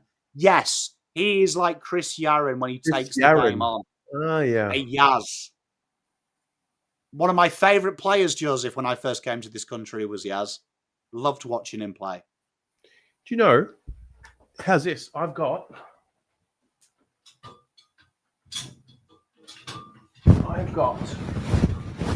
the very first Carlton Indigenous Guernsey match worn by Chris Yarren. Shut up! Yeah, match worn. The very first. How can you never give it that way? And also, why have we never rigged the draw so I can have it? I'm waiting. But yeah, that's an elite piece. Yeah, mate, that is beautiful. That I've got to say, that's a work of art, and we need more of that in our lives. All right, guess what? So this should be Danny Annable, right? Mm-hmm. So this should be Danny Annable. So for those wanting an update at home, I'll just share that so you can see it. There you are. So far, we've got Will Durst, Mazika Hewland, Harry Dean, Cooper Duff-Tyler, and Dylan Patterson. So there you are. But now we should be on Danny Annable. And this guy here is absolutely phenomenal as a footballer. A real strong talent. This guy is so mobile, so calm with what he does. The way that he goes about his business is so professional. Works hard up and down the ground. In the VFL this year as well, you can see he played the 8 games as a kid for Brisbane VFL. So he's got the senior experience and got them 4 clearances. Very similar to the type of player that you see in like a Lockie Neal and Ashcroft, but different type of player in the terms of he's not so offensive. He's more of that churner, that accumulator that makes your team better. So really strong acquisition for the Lions. They should match this no-brainer. He is fantastic. So Carlton currently have pick 26, 41 and 71 remaining. They would have lost their picks in the 20s. Annable is now It is Lion. Langy, indeed. So Danny Annable is a Brisbane player, as we've said, and this guy here, so good. His ability to work in tight traffic reminds me a lot, you know, Terry, you'll like this guy, this comparison. Reminds me of a young Mark Murphy, you know, how he can get the ball in positions that he doesn't deserve to be, shouldn't be for his size, and then gets the ball out. I'm a big Annable fan, and like when you hear the reports from the Allies camp and the Brisbane camp that this guy literally is one of the best trainers, the hardest trainers you'll see. You see it the way that he plays. Really strong player. So I'm a big fan of this guy, and he's going to be one hell of a footballer moving forward. Is he a guy that can play straight away? Yeah, I think they're in that horrible situation, though, aren't they? That I think I could play straight away at Brisbane Lions, so I don't think that's much of a compliment. But yes, he could do. He's very reliable. And the fact that Brisbane have got such a good midfield now, that he doesn't have to, makes him an even more ominous talent, but very strong player. And can't wait to see him in the AFL system. Yeah, John Bauer, I agree. You know, the junk is done. Now the draft begins. Now the bids are like, the bulk of the bids are done for the next 5 or so picks, you'd say? So let's have a look. Who would be the next POM bid? You would say now that it's going to be between Adam Swade, Harry Kyle, and Bo Adelsall for the next bid. Mm-hmm. So that will be exciting of who goes next. All right. Well, the Tigers are on the clock. They've made 2 bids. They've got 2 picks remaining. 3 minutes to go, and we will find out who Richmond will be drafting. Swede, did you say? You think it'll be Swede here? No, I don't. I think they'll just go their own bigs now. So if Cal Toomey's right, it's Sully Roby, Sam Cumming, Xavier Taylor is another name. If you want the Plum Power ranking, it should be Dyson Sharp, but it won't be. But I think we'll see Sully Roby here. Yeah. Sullivan Roby. Great name. It is, and he's the bolter of all bolters. So why? He came what from was the nowhere. So a backstory of Sullivan Roby, and this is probably a good way to describe how he plays. He was a diminutive midfielder. Mm-hmm. Right? So he was about 178 a year and a bit ago, and he got cut by Dandenong, and he's now like 196, 197. 192, and there's still scope to grow. He plays like a midget midfielder built like Patrick Cripps. So, like, imagine crossing. If you could go into the laboratory and you were like, right, let's make Patrick Cripps. This is junior football, obviously, but Patrick Cripps, but then let's give him the hand and ball skills of a Lachlan Neal. That's kind of what you get with Sullivan Roby. He's a giant that plays like he's a midget. I've never seen a big guy like him have his ground ball game, but his last 8 weeks coming from Ringwood football, local football, plucked from obscurity to play for the Eastern Rangers, his last 9 weeks of football was almost perfect. Absolute risk, but the ceiling of this kid could be crazy.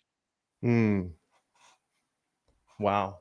All right, Richmond, the pick is in and the Harry Dean photo has arrived. Oh, it's magic. Magic. You know, never believe it's not so. There's a lot of mullets going on, but like different style, different length of mullets. Can I just say, Danny Hannibal's like mullet, I really like that because that's like kind of like I work in banking, but I'm cool. Yes. Like it's party on the top, isn't it? There's a bit of party there.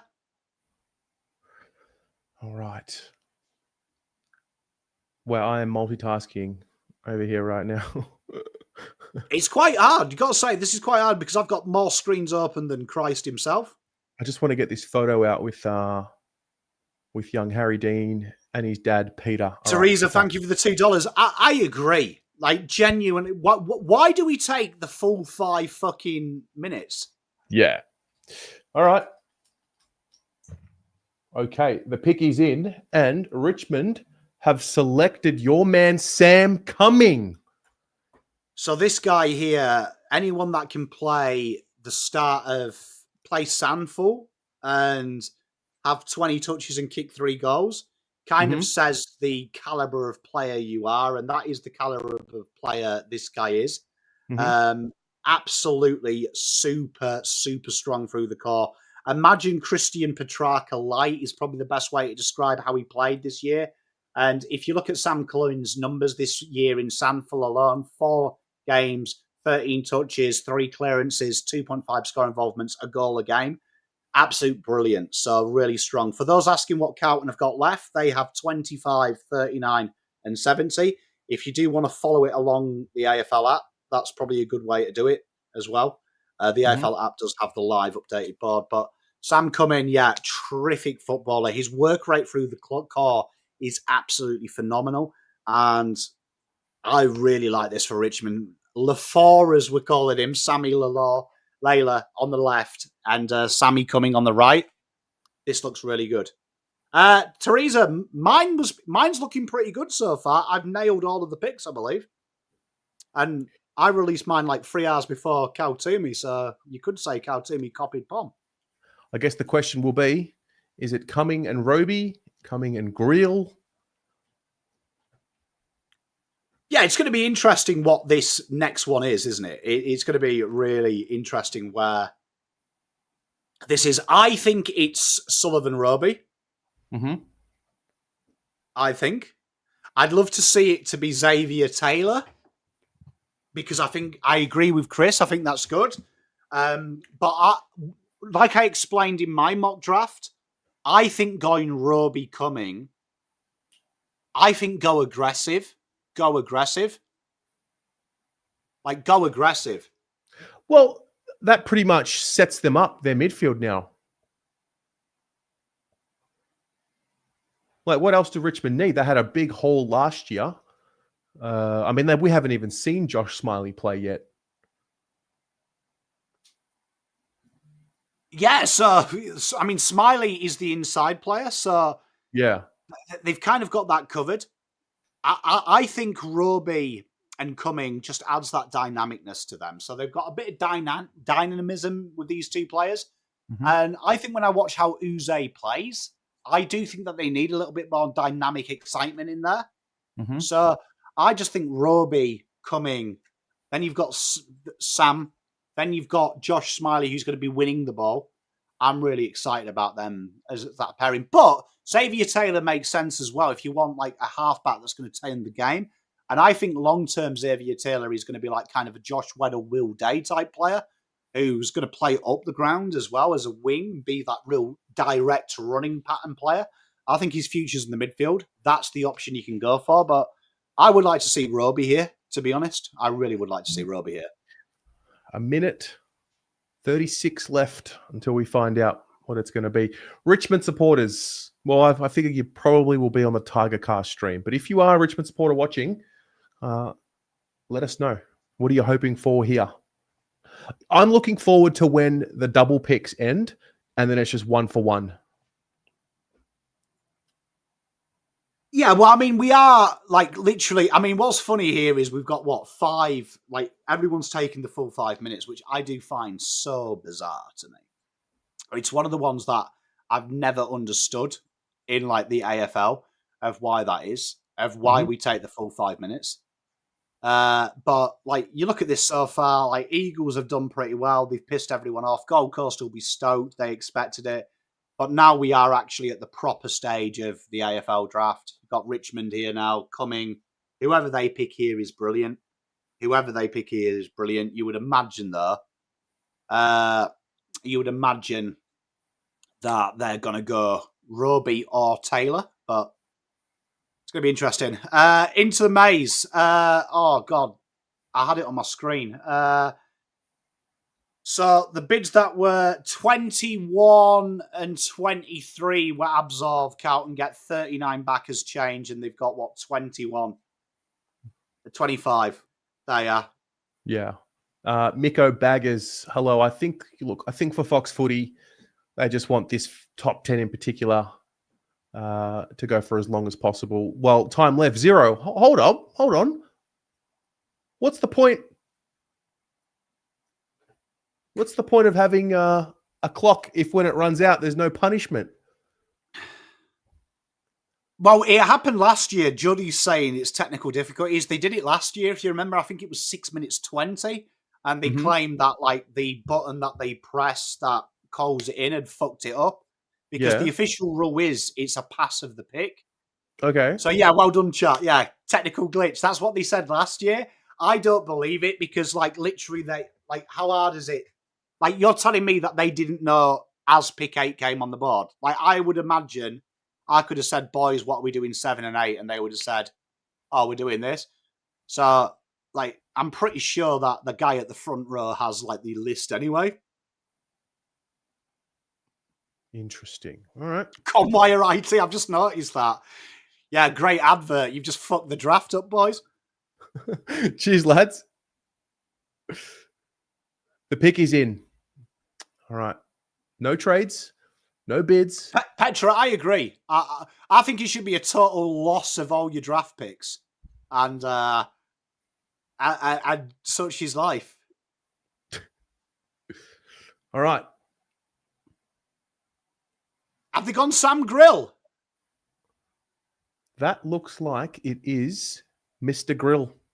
Tell you what, so Sam Grill. Now this, Essendon fans will be literally dancing in the streets of Tullamarine. Oakley Chargers on, can play down the halfback, can play on the wing. This guy here combines sheer lightning speed with impressive endurance. And this now suddenly opens up the draft board for a lot of teams. And probably the biggest winners so far now will be Hawthorn, because they're going to definitely get someone sliding based on the power rankings. played VFL for them. You can see here 2 games, 16.5 touches, 4 marks, 5 rebound 50s, 3 score involvements, an absolute speed machine. If you said what Richmond need, which is a bit like Carlton, they want a bit of pace, they've done it, and it's quite interesting. I have done this a few years with Tigers, picked their VFL players, and I didn't this year because I was like, they never do it. And they finally done it. But the Essendon now, Jesus, that pick 9 swap they've done is probably looking better and better. You'd imagine now Essendon are going to go Sullivan Roby and Xavier Taylor and hope Sharp slides. If Sharp slides, and it's probably worthy the risk, if Sharp slides to 13, this could be incredible. Wow. Incredible for the Bombers. We are about to see the Bombers go into another stratosphere. So pick 8, Sam Grill, the Bombers on the clock. Also, while we're here, please make sure you go and show some support. There are apart from Pommy and Oz, obviously, there are a couple of other YouTube channels that you should be getting behind. One is Rookie Me Central, and the other one is Footy Stuff. These channels have all the highlights, and they have really changed the draft coverage in the last couple of years in particular. I'm going to put them right there in the chat. I'm really looking forward to seeing Sam Grill play. Like Richmond's team. And you know what they're going to do with their next pick is so exciting for me. But Sam Cumming and Sam Grill, they're going to be box office to do it. Shout out to Miko. That's the first time I've proper chuckled tonight. Why do VFL players not have vowels in there? Mate, I have no idea. Evidently vowels aren't a thing anymore. Do you know what I mean? Like, who knows?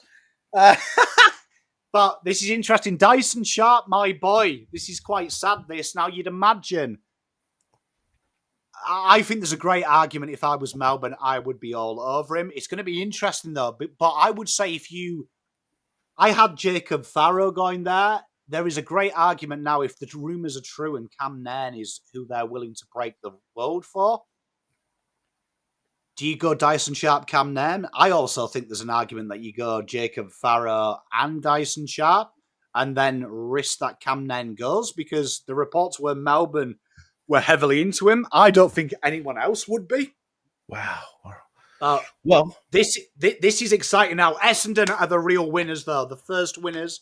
And right now, that trade Essendon with Carlton is looking genius from both ends. So this could be fascinating what happens now. All right. Well, the pick is in. We don't know what it is just yet, but it is in. Well, we love a little we love working it out, don't we? It's going to be exciting to see who this is, but we expect this to be Sullivan Roby now.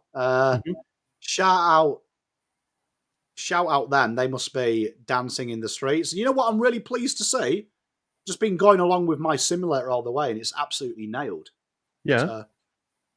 Tom Maths. Who would have thought maths outside of the classroom? Yeah. But we are expecting here. I am expecting Sullivan Roby. Tell you what, these young lads, they're very refined. They look a lot more refined these days than what they used to. Yeah, people are getting older though, aren't they, Terry? I mean, I have kids, and the shit that they learn about and talk about is scary. Like, they're a lot quicker than me, than I was at that age.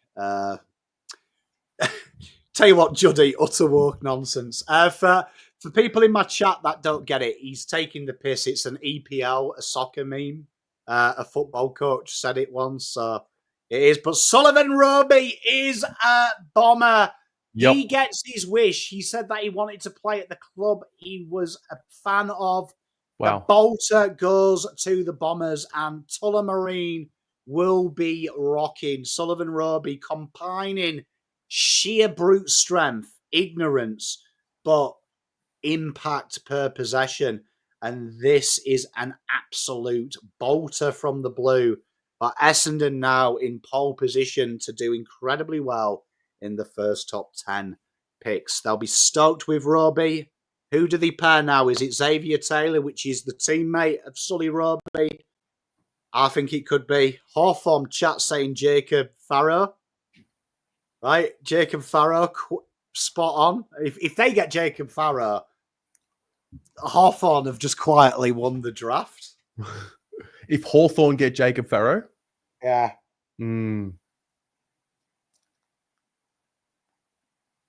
But Sullivan Roby, look at how happy he is with the Heps dog. Gets to go for the team he ever played with. Wow. So the Bombers Andrew, are I don't... Look, I always remember this. When I say he plays like, I'm not saying Control-C, Control-V, like copy and paste. I'm saying it's the style of game. Yeah, you'll never hear me saying he's Baby Judd or anything like that. Sullivan Roby. But you've converted me, Andrew. What? Like, this is it. I've been here too long now. I've gone. Control-C. Just fuck it. Everyone's dusting. There's like the Goey. Fuck you. Jay. Can I just say that's a big undersell? Of Sullivan Roby? Yeah. I think that's I think he works a little bit harder than JDG. What was the big thing that he had improved on for him to have bolted the way he did? This is hard to say, but I'd say the big thing with him is that when he was cut by the Stingrays, right? I believe it was like 21 centimeters, I believe, off the top of my head, he grew. So you think when you're like, let's do the maths, when you're like everyone's 170, Terry, 175 midfielder. Yep. Like they're 10 a penny. The draft is full of that 175, 180 under 16s. Suddenly he came into Rowville, played for Rowville out in Ringwood, and absolutely destroyed the men there. The big improvement was his size, Terry. Like, without making it downplay, he was... Look at him. 192.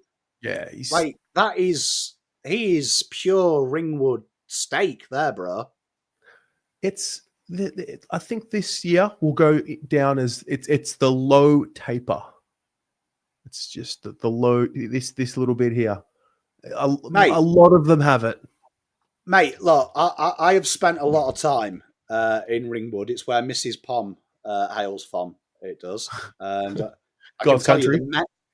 I can tell you the men out there are a bit different. Probably the hardest I've ever been punched was in the TAB at Ringwood. Like, honestly, fucking fair play to the guy who gave me a right hook. What'd you do? I still feel it on the cold today. So fair play. They're big boys. And he's a big boy. But yeah, great pick for them. And Essendon now I expect to bring his mate across, Xavier Taylor. And they've done very well to start with. I hate to do it, though, to your chat, to talk Essendon up, because I always take the piss that Essendon are always the draft premiers. Feels like I've made them the draft premiers. So just a look ahead now, because we've been pretty into the top 10. Essendon are about to pick again. The pick is in. Melbourne will then pick twice before the Bombers go again. So if I'm the D's, who am I hoping slips here? I mean, this is fascinating. Like, Farrow would be high on my list. Of what I want for them. Cam Nairn is the one that everyone has literally linked them to. I think there's an argument now that you don't go Cam Nairn. Wow, your boy, Jacob Farrow. Oh my God. Tell you what. Wow. So they have gone, this is a turn up for the Bucks. Jacob Farrow and Sullivan Roby. This guy here, Will Day 2.0, Jacob Farrow, plays up the ground, plays halfback, finds the ball at ease, an absolute delightful kick. Big difference between him and my mate Josh Lindsay was just the way this guy played the midfield. He was an accumulator. He hit targets. Loves to take the game on. Has one of the more beautiful give and goes you'll ever see as well. Literally beautiful.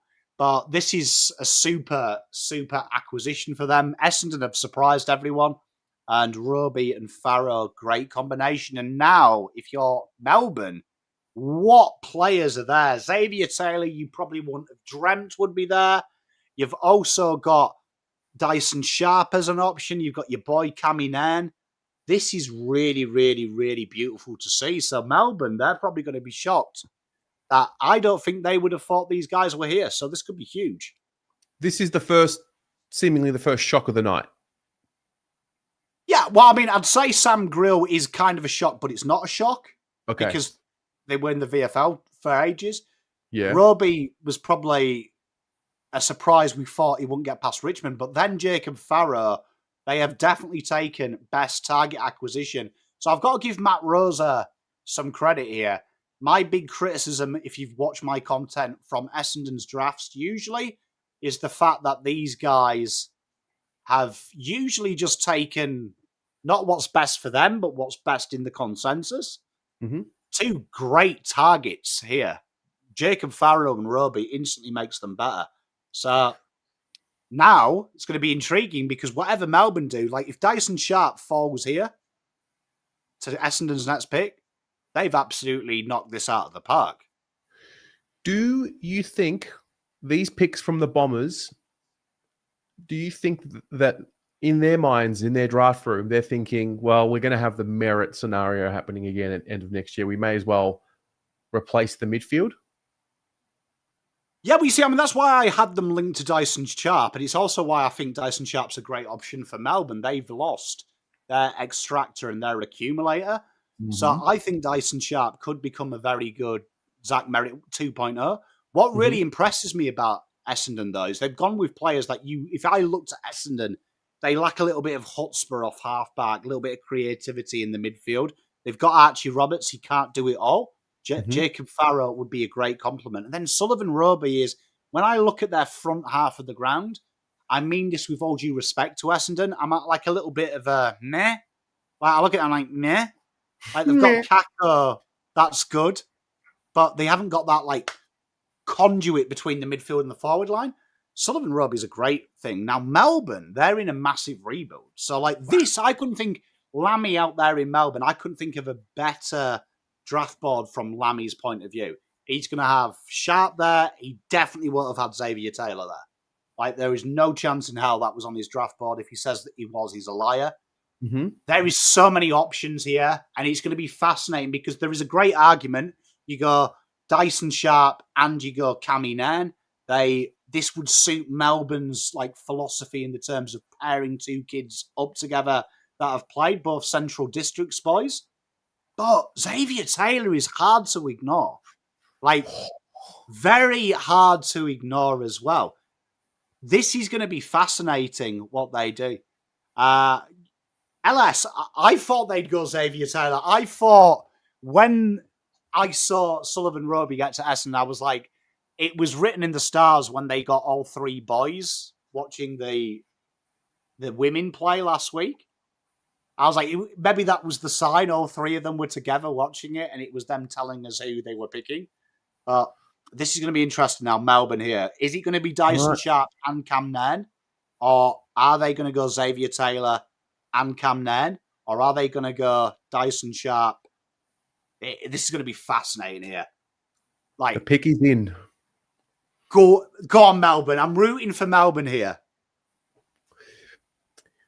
Billy Bolster, this snowballs later picks now. Watch the players slide. This could be good. I mean, look, Melbourne, I wish I could be in their room. Xavier Taylor has been drafted to the D's. So this guy here is like, honestly, like if you are a Melbourne fan, tell you what, whatever God you believe in, thank him tonight. What an acquisition this guy is. So this guy, go and watch the Eastern Ranges final against Sandy. This guy took the piss. He controls the back line, but he is such an offensive threat. And looking at what Melbourne are trying to rebuild here, one of the big things we talked about was Josh Lindsay in the previews, Jacob Farrow, someone that could change the way the ball moves from the back line, because that's a huge area of Melbourne. And under the new coach, Kingy has said he wants to play a progressive game, transitioning quickly. This guy is Mr. Transition. He's got a degree in footballology. His intercept work is impeccable. He can play on big guys and small guys. His ball use is tidy, but he is attack, attack, attack. And this is a great acquisition. And I think that they're, like, honestly, Tim Lamb will be drinking well tonight, because this is an absolute dream scenario for him. So, huge. Wow. All right. Xavier Taylor. That was a bit of it was a surprise that he was there available. Now you've got about 3.5 minutes if you're the D's. What's the best priority for them right here? Well, I mean, this is such a great position to be in for Melbourne, because I don't think they would have dreamt that Xavier Taylor. I'm shocked he hasn't been in the top 10. So Melbourne now have got this thing. They've gone Eastern Rangers. Now Cam Nairn was the guy that's why he was added to the 14 invitees, because Melbourne had pretty much locked him away. This is going to be fascinating now what Melbourne do, because I think here Cam Nairn, you'd have to sell this to me that your development team have absolutely cracked the code and said, right, Cam Nairn, if we get him, we can turn him into a top 10 talent. Because I think there's a great argument here. You go the big dog, you go Dyson Sharp, you replace your Clayton Olivers of this world with another player. If it was me picking, I would be going Dyson Sharp here. I think there's if they go who were expecting Cam Nairn, tell you what, Essendon's pick could be the greatest roulette wheel of all time. Wow. Because everyone suspected pick 6 or pick 9 as it was now was going to be Dyson Sharp, because they didn't believe he would slide past Melbourne. Could be fucking huge. Wow. Could be huge. Do you think there's a little unofficial agreement between the D's and the Bombers here? Like the Bombers have said, leave Sharp and we'll do something for you? Surely not. I hope they haven't. It's a competition, after all. But I mean, look, if I was picking, I'm going Sharp. But Cam Nairn could be huge here. Like, if Cam Nairn goes here, Essendon will be... Matt Rosa might do cartwheels, I reckon. Wow. Okay. So the Bombers could be bringing in some seriously passionate Essendon people that bleed red. Well, I mean, I don't like Essendon by any stretch of the imagination. I'm a Carlton fan. But Jacob Farrow, Archie Roberts off the halfback line is wank town. Sullivan Roby in that mid-forward area is wank town. Okay. And if you add Dyson Sharp to that, I'll tell you what. That's Vibosaurus Rex. So Melbourne here, this is going to be interesting. I hope they go Cam Nairn, right? Because that would say to me, you've targeted it, you've done your homework. Yes, you've had your willy touched because Xavier Taylor slid there. Stick to the plan, though. Stick to the plan. Get your Cam Nairn. Yeah, this is where good teams excel. This is why I always like GWS. The amount of times GWS have had a slider and gone, fuck it, who cares about the slider? And pick it. That's what good recruiters do. This is going to be a real test to Melbourne. This is probably not what we expected. Do we do it? So let's see. Let's see. Right. The pick is in. The pick is absolutely in. Let's see what happens. Pick 12. Can I just say, if it is Latrell Pickett, that would be huge, because that would be Operation Keep Keziah Pickett. Yeah. All right. Dylan takes the mic. With the pick 12, Melbourne select Latrell Pickett. Oh, why? Stop taking the people I like. Right, okay, Latrell Pickett. This guy here, Glenn Elg, goal-kicking machine, and he is the cousin of Keziah Pickett. And this guy here in the Sandford, when he broke into the team, is a box of tricks, an absolute small defender's nightmare. And this guy here can snag and turn the game in a sixpence. You do not want to come up against the Pickett boys now. Like, that sounds exciting. Keziah Pickett and Keziah Pickett and Latrell. Problems. But this guy here, it's almost like if Usain Bolt and Eddie Betts had a baby, you'd get Latrell Pickett. Because this guy here is... If Usain Bolt and Eddie Betts had a child, you get Latrell Pickett. Jeez. Yeah, this guy's quick, bro. Like, and he's a box of tricks. And you know what? I hate to say this because it makes me sound old and I'm going soft in my old age.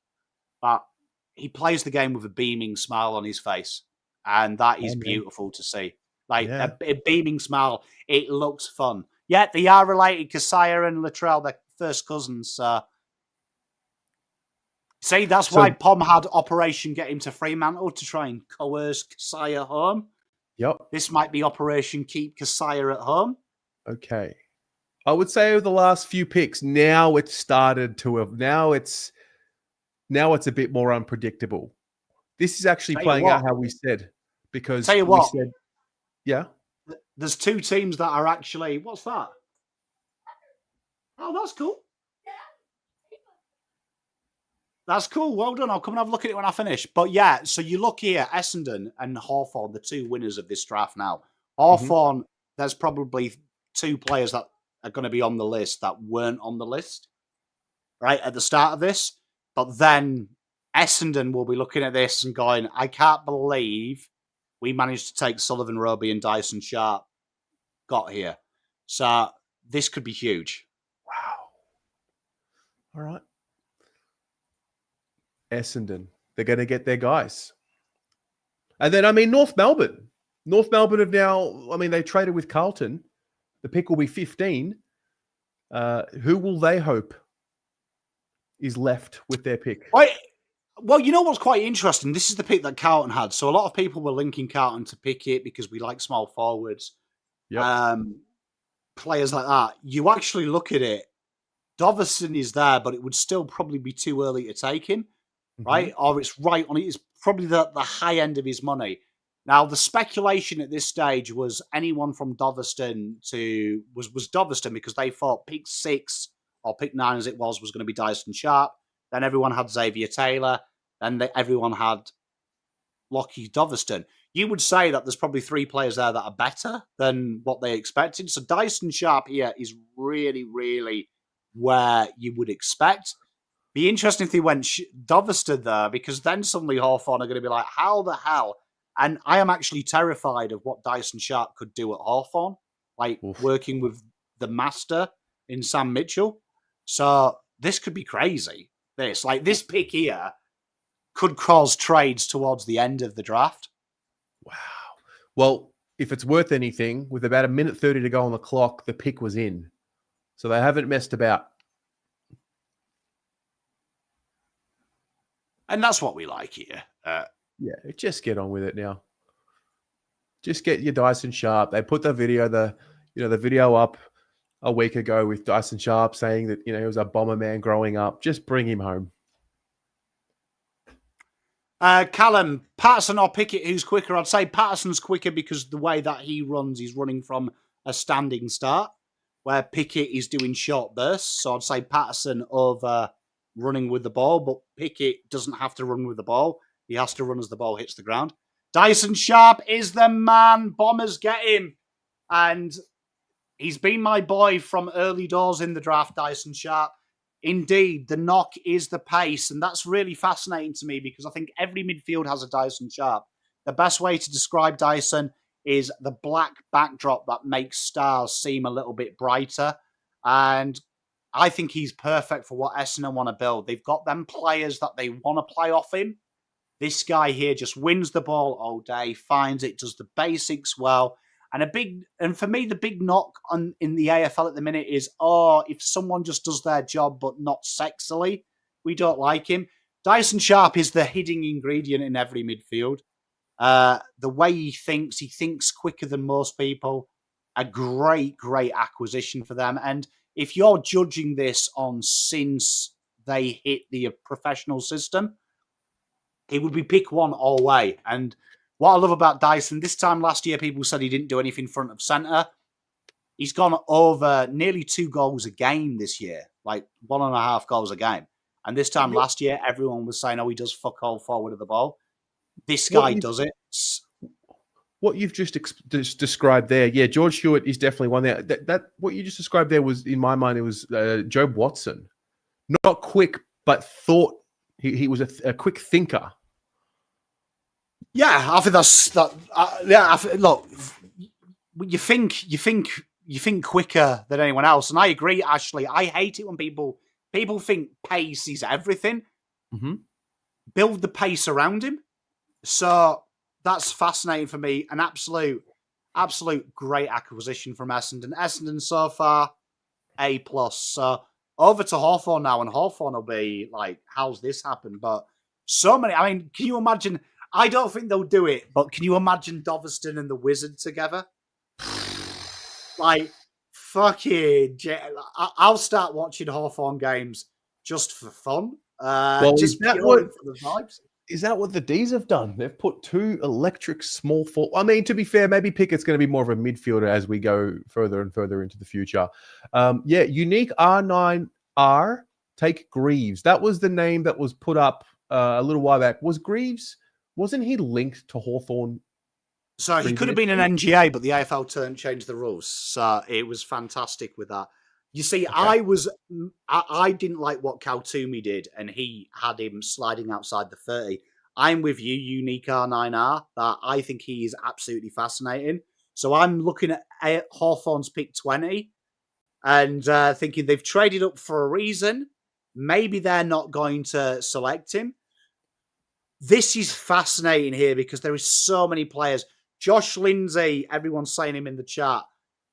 The last thing Hawthorn needs is another good kicker because look, you'd say 22 of the 30 best kickers are Hawthorn players.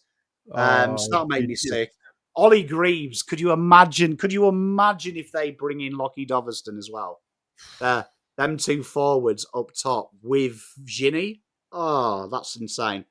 I had them in my original mock-up. If you remember, I had Mitch Marsh. And the reason that I had Mitch Marsh is I think he's Gunston 2.0, but at this stage of the draft, it's tough. If it's Josh Lindsay, I'll be sick because honestly, I know Double Dummy's in chat and I love you with all my heart. You've been a big part of my channel this year. Just save some good kicks for the rest of us, could you? Left footer named Josh. Yeah. Just fucking let us have some good kicks, man. Like, we get it. You recruit good kickers. Well done. Leave some for the rest of us. But this is intriguing, man. Like, wow. This is so intriguing. Just looking here. Like, can you scroll a little bit further down? I mean, I'm getting my Carlton hat on right now. If you're Carlton... Carlton are here, 25. So what are you hoping for here from the Jack Ison scenario? Well, we're hoping that it's nowhere in the next 20 picks, to be honest. Oh, okay. They've traded it to GWS. Oh. Will GWS go? Wow. So what was the trade recap? 16 for 14. 2026 second round pick for 14.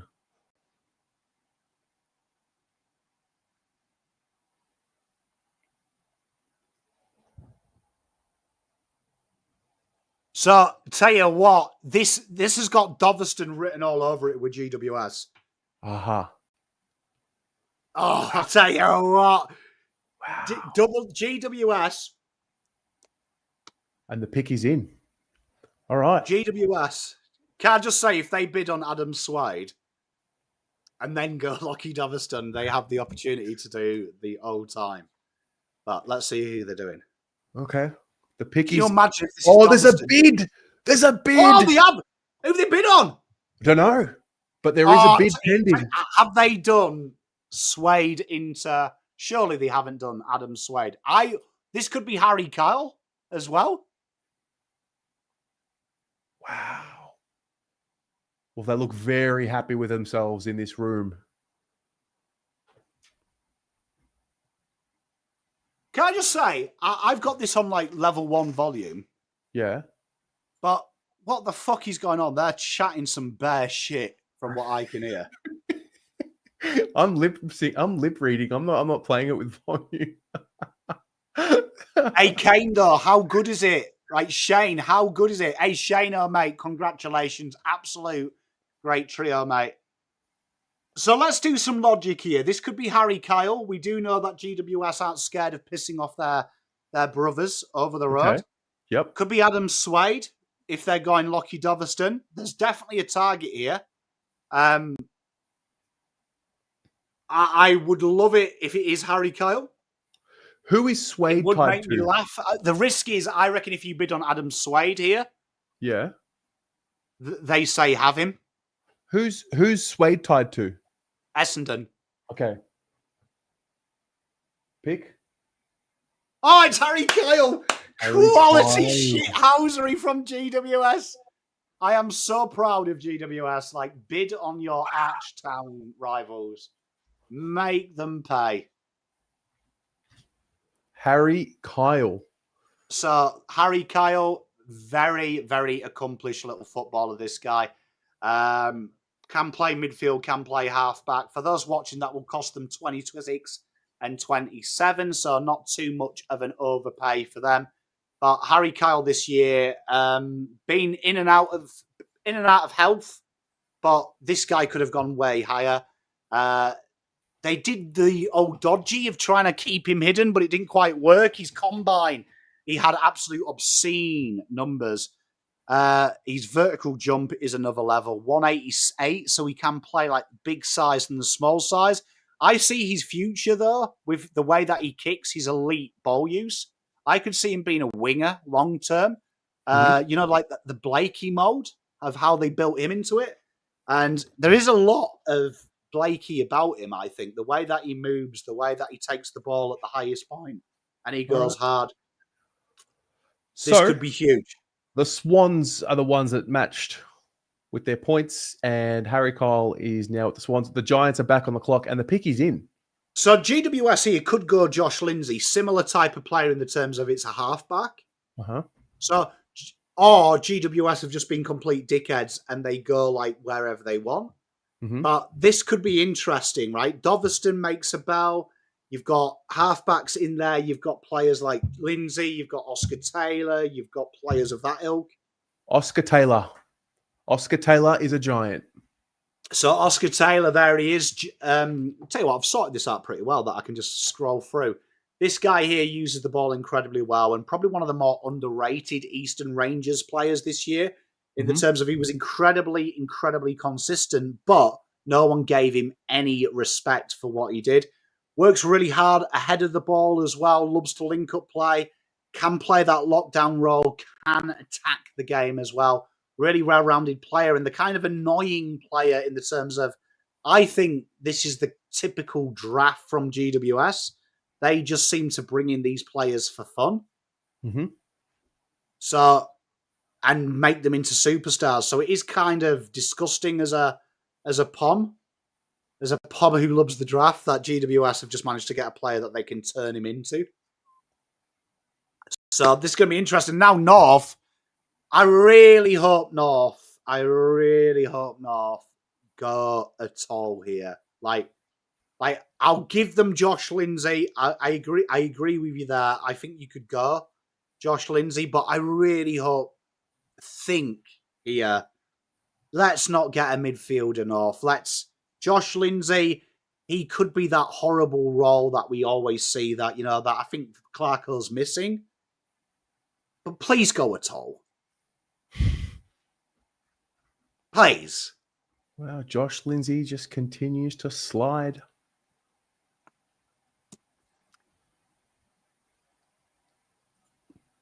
Are there any teams who are seeing this situation that would be inclined to make a trade up?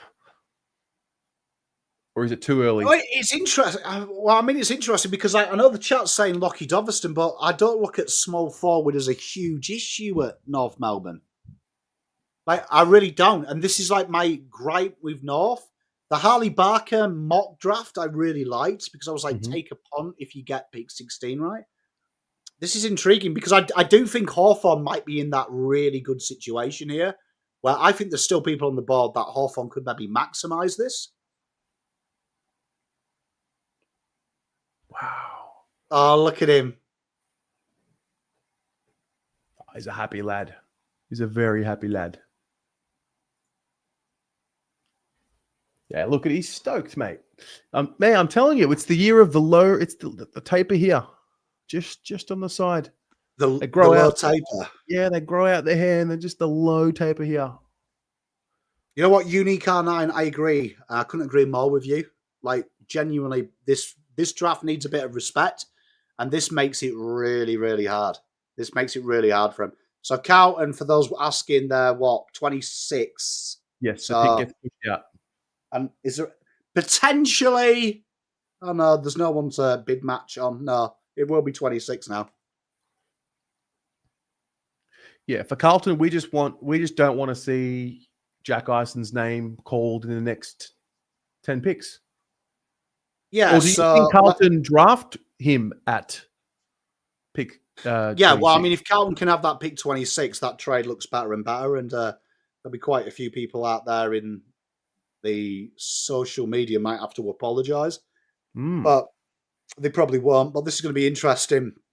Carlton are in a really good position. Just trying to look now. End of round 1 was Brisbane's pick, wasn't it? Yeah, 23, I think you said at the start so of the night. I think that's Fremantle's. It's pick 23. So hopefully, if there is a God, we won't hear the name Jack Ison. But Geelong is the one that has been rumoured to make the bid. Yeah, like Terry, they laughed at me, when you had Soterim on, and I said, yeah. they laughed at me, Terry. You know what I mean? You actually did the trades. I think it was with Adelaide, though, but you did the trades. Yeah. They laughed at me, Terry. You see? Just want a bit of kudos every so often, do you know what I mean? Don't ask a lot. One day they'll learn. One day. This is going to be interesting now. So I believe my North boy in here, he really wants Doverston. So, Johnny, I hope you get the man that you want, mate. I really do. But, you know what? Doverston going to Marnie's side, to see her happy would make me happy as well, right? But I just think, from my heart of hearts, it's the best available player. It's not the player for them. Well, here he is. It's Docky Doverston. Well, I tell you what, Paul Curtis is my boy. I've been a big Lockie Doverston fan all junior year. That might be the most exciting small forward pairing in the league at the minute. Josh, I agree. Probably the first time we haven't seen a fucking mid for a while, but this is exciting. Paul Curtis, Doverston working off Nick Larkey. This could be brilliant. And he is pure X Factor. He's going to be... This is... Arden Street need a vibe. And this guy is Mr. Vibe. Wow. Look at the mullet, man. That's one of the best ones. John, I'm happy for you, mate. I hope you enjoy him. I hear you enjoy him. So, remember, Ison hasn't slid yet. Geelong is where we think he's going to be picked. So, we've still got 1, 2, 3, 4, 5, 6. There is names on there that I think that Geelong will like, though. But this is going to be interesting now. Hawthorn. Tell you what, they've got toys aplenty all under one roof. This will be interesting. You know what I'd love Hawthorn to do? I'd love Hawthorn to do Harley Barker. Why? I think I think he is a bona fide guaranteed top 10 pick when we redraft this. You did say That that. guy You did was say that. a goal assist machine. And looking at Hawthorn and what they've got, I think that could be sensational. Could be a sensational pairing. It's going to be interesting what Hawthorn do, because I could also see there might be a world here that someone wants to trade up as well. But this could be really intriguing what they do. Hawthorn, they did that little cheeky little trade. They gave obviously Hawthorn are the masters, I'm told, from a couple of list managers of having loud conversations in the canteen. So I wonder if they said Oscar Taylor and they were like, oh shit, we need to get there. But So I don't think anything's changed from what Hawthorn wanted. run me through Hawthorn here, because pick 17 and 21. They've got 2 of the next 5 picks. Yeah, it makes it easy. I mean, like, it's going to be interesting because I know that, like, I think we've got a few Hawk boys in there. Yeah. I think Ollie Greaves at 21 is probably about where I had him in the power rankings. I think him and Landy are 2 of the most underrated Eastern Ranges boys in the competition. And I'm shocked that they haven't got enough love. I don't think Geelong, take Greaves. I know there's the grandfather link. I just don't think Geelong are the type of team that give a shit about genealogy that way. Mm-hmm. So I think there might be an argument that they might slide, but this will be intriguing what Hawthorn do. I think that the world is sky is the limit here, so this could be fantastic. You just know it's going to be Josh Lindsay. You just know. Yeah, ball users. Can I just say, Lockie Doverston, what a boy. I'm a big fan of his look. Like I said, I don't usually like the look of it. I don't know. There's even in his highlights, he's got a ruggedness to him. He has indeed. I agree with you. He's a nice guy. Oh, as I predicted, I'm getting news. Eagles have traded up. Oh. And as I said, Hello? I think Hawthorn might trade down, as I said about 5 minutes ago. All right. They obviously know what they want. He has the aura. He sure does, Justin. Okay. The Eagles have identified who would that be? They want someone. They want Lindsay. I just say Josh Lindsay and McCarthy off the halfback line is tasty. The tradies picked 17 for 18 and a future second. That's I would say that. No? So 17, let's have a look. 17. Like this is good business, though, by them. So getting a round 2 in, really important for next year when they're going to be chasing established targets. So that's quite a high price. So whoever this player is a player I think the Eagles would value as a top 15 selection. Now, I think they need midfielders. There's a bid. A bid is pending.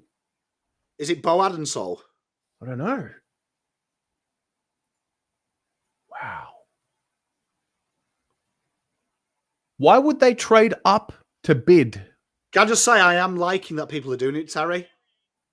Yeah, fair. Like, you know me. Can you imagine if it's Jack Eisen? Oh, that would be good darts. Be good content. Surely not. Yeah, can you run I'd like through them to go Sydney players. Like, I mean, but if Cal Toomey's right, it's Adensol. But okay. I mean, could you do it? Could you do it for Bance? Could you go Sydney? Could you go Max King? Could you go Carmichael? Then do you go Bo Adensol? You know, Jai Murray. Right, I would say this: Essendon. When I look at Eagles, they need midfielders. Jai Murray looks the most complete midfielder in the draft for them, right? So when I look at Eagles, yeah, Jai, I agree with you. Jai Murray, I could not agree with you more. If I was them, I think Jai Murray's got a little bit, he reminds me of Pridus. Is it Jai Murray? Oh, tell you what, chat, you don't pay for this content. Wow.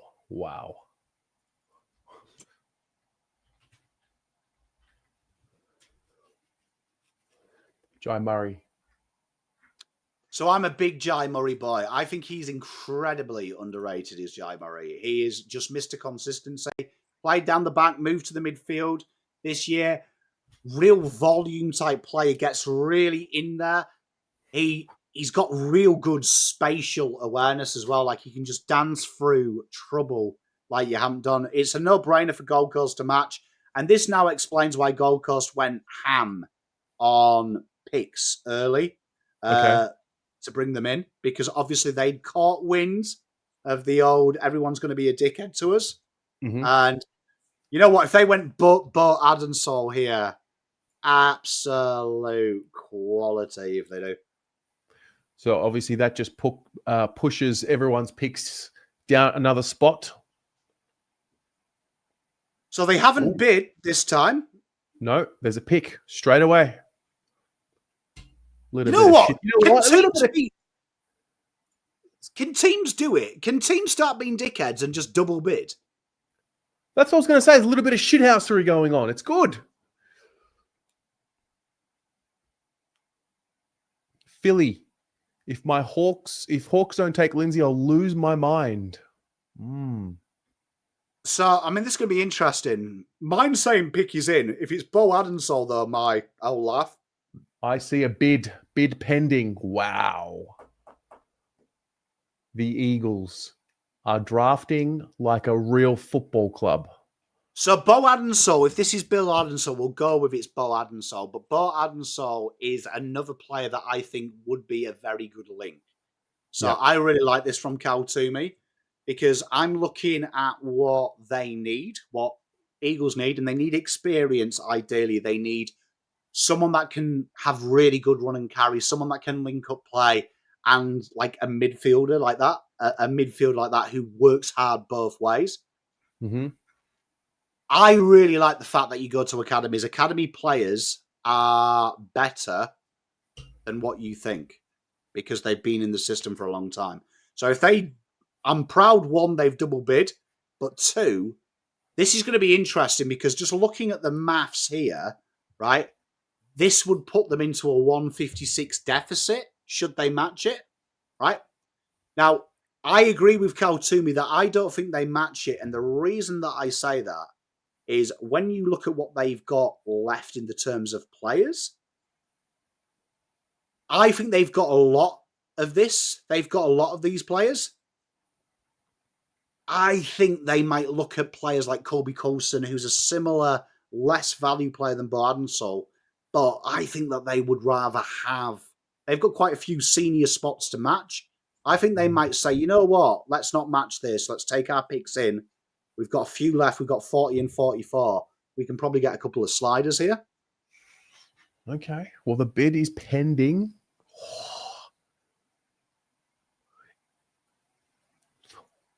Has it happened too often where there's a bid on a player and the team doesn't match and the team just gets that player?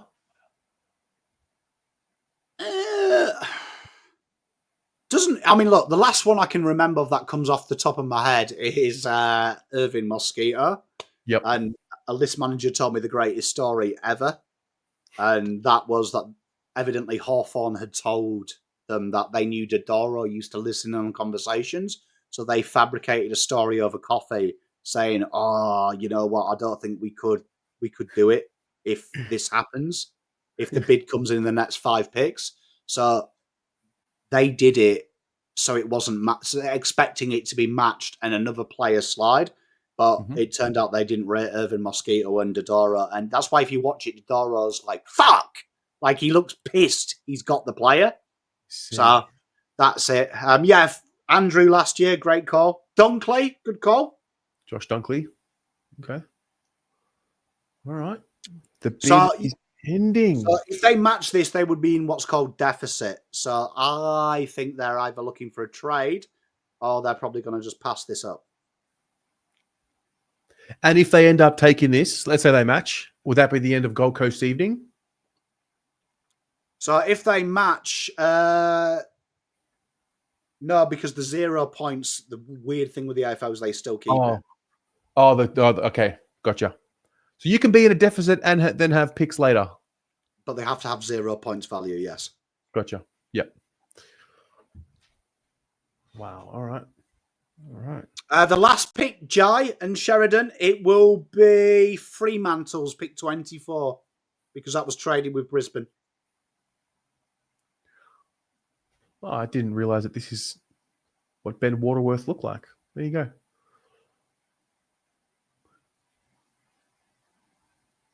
He doesn't look like... I've always... Look, when I saw him last year, I thought he had dark hair because he writes like a very stereotypical, generic copy and paste male. Is there a time limit on matching? So you get 5 minutes to make the bid, and then you can get an extension of the 5 minutes as you do this, and then you get a 3-minute extension if you start negotiating a trade. All right. Well, pick 18. The pick is in. Let's have a look. See what So they're going to do. I reckon why they're taking so long is they're trying to trade here. The Suns, and they're waiting for a text back. Yeah, it's quite funny though, because when you actually speak to list managers and stuff, a lot of it is they are going to match. Matched. Bo Adensall. So Is now- Bo Adensall is matched. Now, this is fascinating. Eagles have done very well here. They have proper wound people up, and I could not be more proud of these people. So we talked about this. If you watched the draft show last night that we did, we talked about this, that we thought that they might match, that there might be an area where these guys actually look at matching. And true to form, they have done. They have done. So this is going to be absolutely fascinating. He's got something about him, this guy. He has indeed. Bo Adensall. All right. So that pushes everyone's pick back yet another spot. It's beautiful, isn't it? It's beautiful. Well, Hey, you know what, Unique? I could not agree with you more. This is one of them intriguing things, isn't it, now, where they are just going to be continually getting better.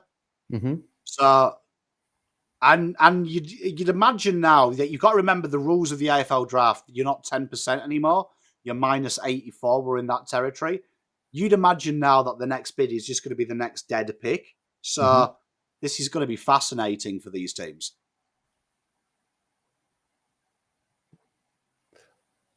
Bo Adensall. All right, let's go back. The state of play with the draft tracker. Well, do you reckon what could be banter here is if the Eagles just do it again with one of the Sydney teams? Like, let's have a look at the tied players. You've got Adam Swade, you've got Max King, you've got Jack Ison, you've got Zach McCarthy, Lockie. Tyler Williams is their own, so they won't bid on that. Like, this is where they've got to be careful now, the Eagles, that Tyler Williams is there. But they are, fair play to the Eagles, right? We heard a lot about that. It was Geelong and St Kilda hated it. And if you remember the original report, they talked about that there was 2 interstate clubs that absolutely despised the NGA father-sons. I think we've established that the Eagles are one of them teams. Yep. And fair enough. I like what they've done. They've made it a competition. I think LS said it earlier. All bets are off. So it's going to be fascinating. Can you scroll down a little bit more? I just want to track the Carlton pick. It's out to 28. So Carlton have got... So ideally, we don't see Carlton's name called. This is where the draft ends tonight. At Fremantle pick 25? Yeah. Okay, great.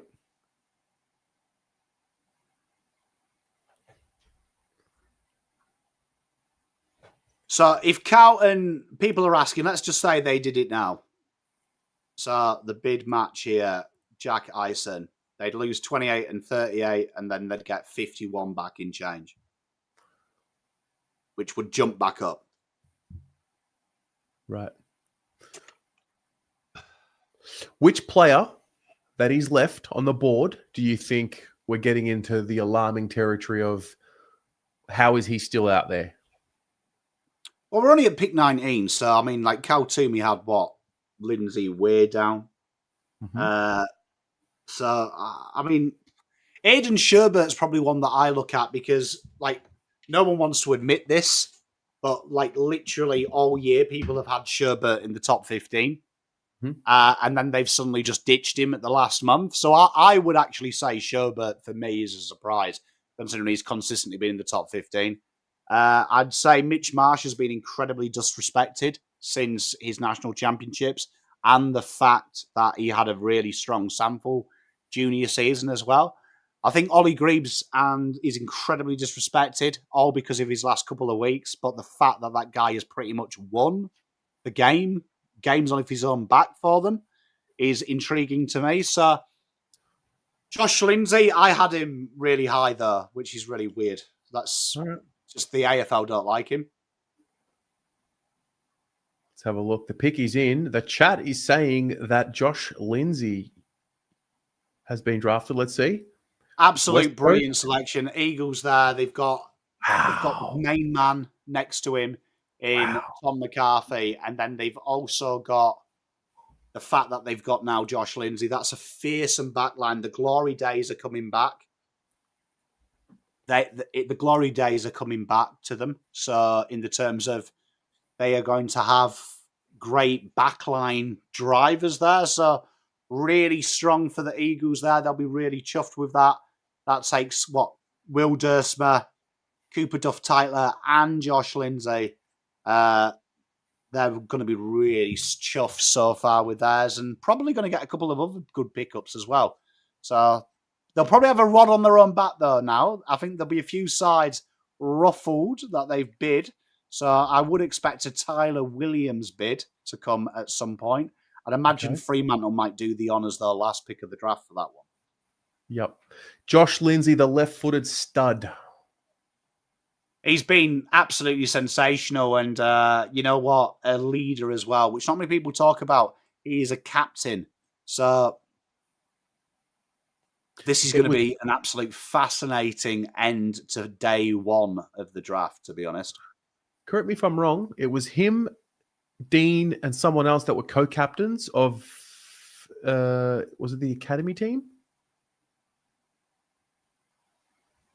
So Lindsay was captain of Geelong, Vic Country, and the academy was on the leadership.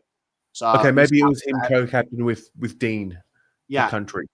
And he's captained at all levels as well. So he also did his school team as well.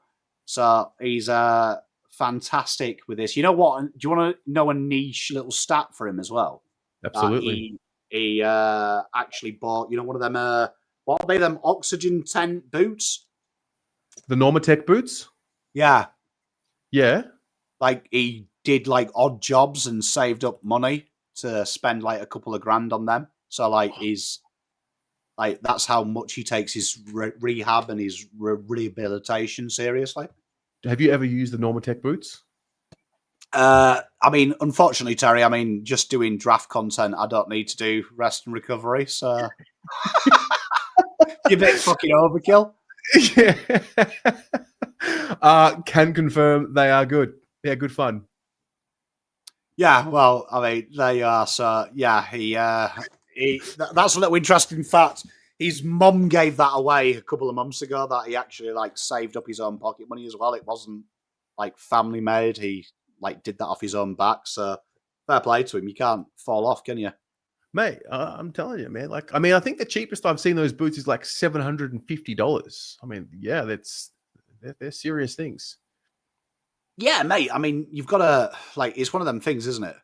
It's one of them things. Like if you're serious about your like rehab, which obviously he is in that avenue, you've got to. I think that goes quite far, doesn't it? In my opinion, Yeah. like that kind of goes quite far, like in the terms of long term where you might end up. Interesting. All right. Well, there goes Josh Lindsay. That's a shame.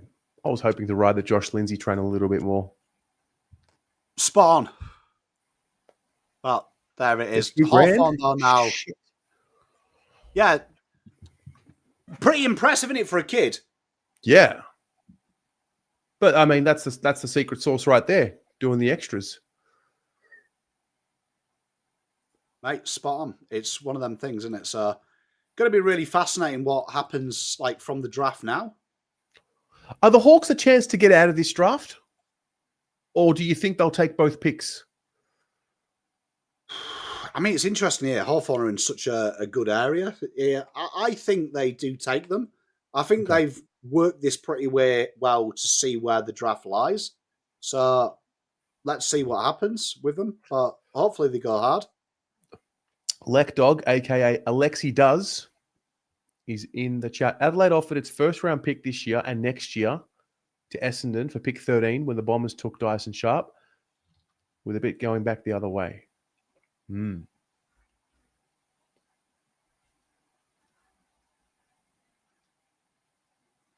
Ethan, day one ends when Fremantle make their selection, which is pick 25, unless there are more bids.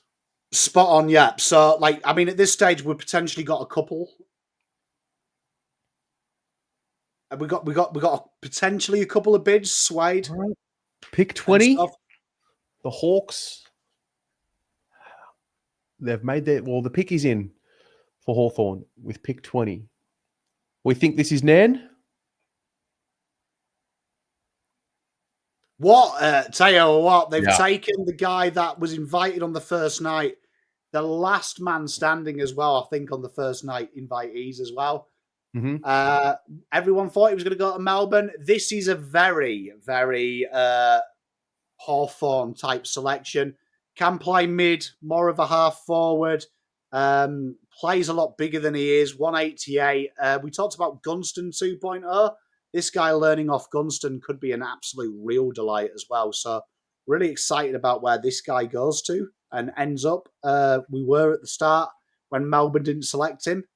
This guy, sky is the limit, though, from Caminan. He was sensational down in South Australia. Great acquisition. Hawthorn done well there. And Hawthorn going to technically have nearly 2 back-to-back here now. Wow. Shane Crawford presenting the Hawthorn Guernsey. Pretty cool. And I'm glad that he's got picked up. I'm glad that he's got picked up in the terms of, he was invited. There's nothing worse, is there? When you see these kids invited and they don't get selected. Yep. Do we know if any of the kids that were invited haven't been selected yet? No, they've all been selected now. They've all been selected. By the looks of it. Yep. All right. Cam Nan.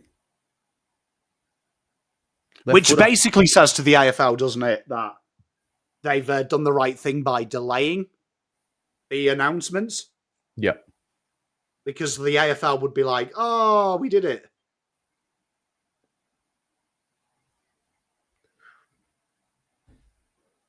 See, I haven't seen any of this kid yet. He was really strong in South Australia. Yeah. Hey, double dummy, back in the day, mate. Sometimes I'm a genius, sometimes I'm not.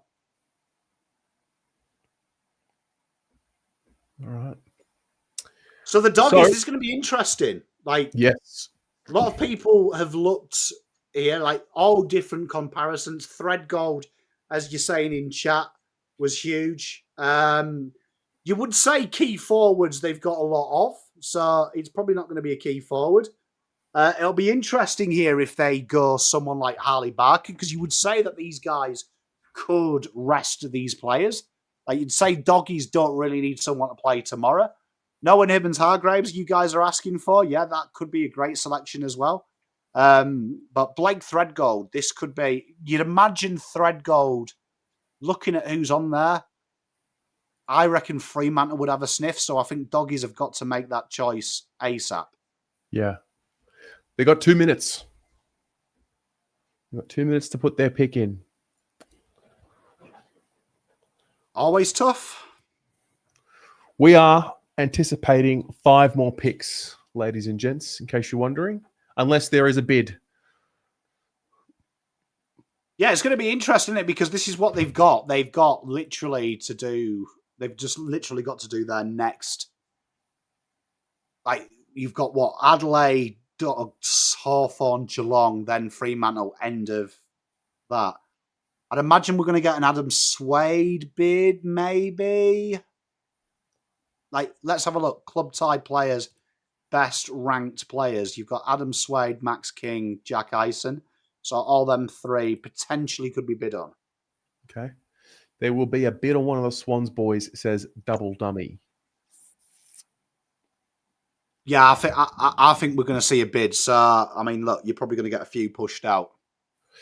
Peter Lewis. Sorry I'm late. Who were the two players we picked up with 9 and 11, mate? Toby Paint. Jumping between Tiger Cast and Pommy. Passed on some cash there. So we'll do the same here. Cheers. There you go, Pommy. A little $10 dono right there. Thank you very much, my friend. Thank you very much. Yeah, Peter, we've 9 and 11 are a thing of the past. All right, pick 21 is in. The doggies. We think it's Thread Gold. Harley Barker, potentially. Let's see how it goes. A bid. Wow. Is this going to be the Eagles player?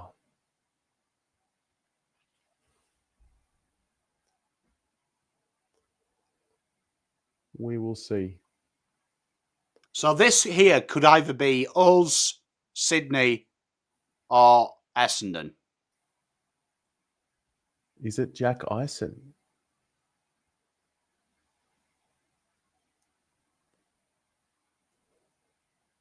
Oh. They're saying Eisen on the broadcast. Let's see. Wow. What would we need to pay up if it was Eisen? So we would lose what? 20. We'd lose 28. Let's have a look here. Yeah. So if we lost this, doing the maths, we will lose 28, 38.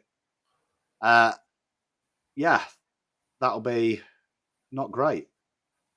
So, but we will get 46 back in change. So we use 28 and 38 and we'll get 46 back in change. Okay. Broadcaster saying everything. Yeah, that sounds about right.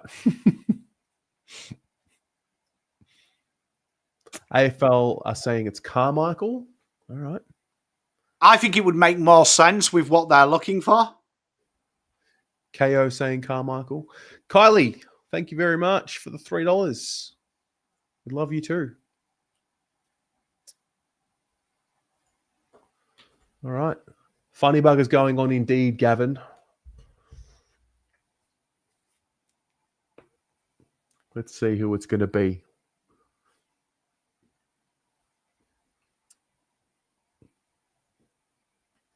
How is Ollie Greaves still on the board?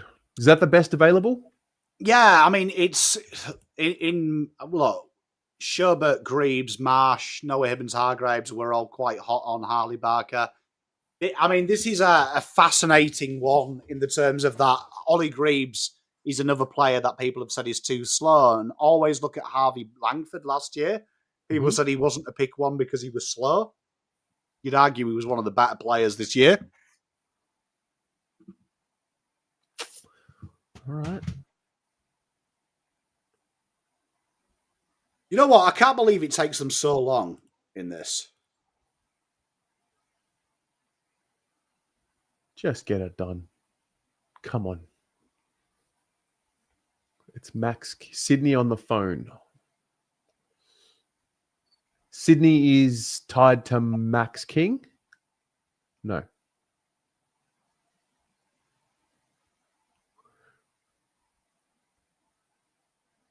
Okay, Sydney are genuinely on the phone.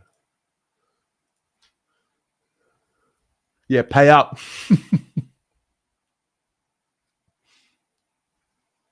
So let's have a look here. Bid pending. It definitely is the Sydney, so it's either King or Carmichael. They don't look very concerned, though, but they are managing to take the full 5 minutes, which is fair play to them.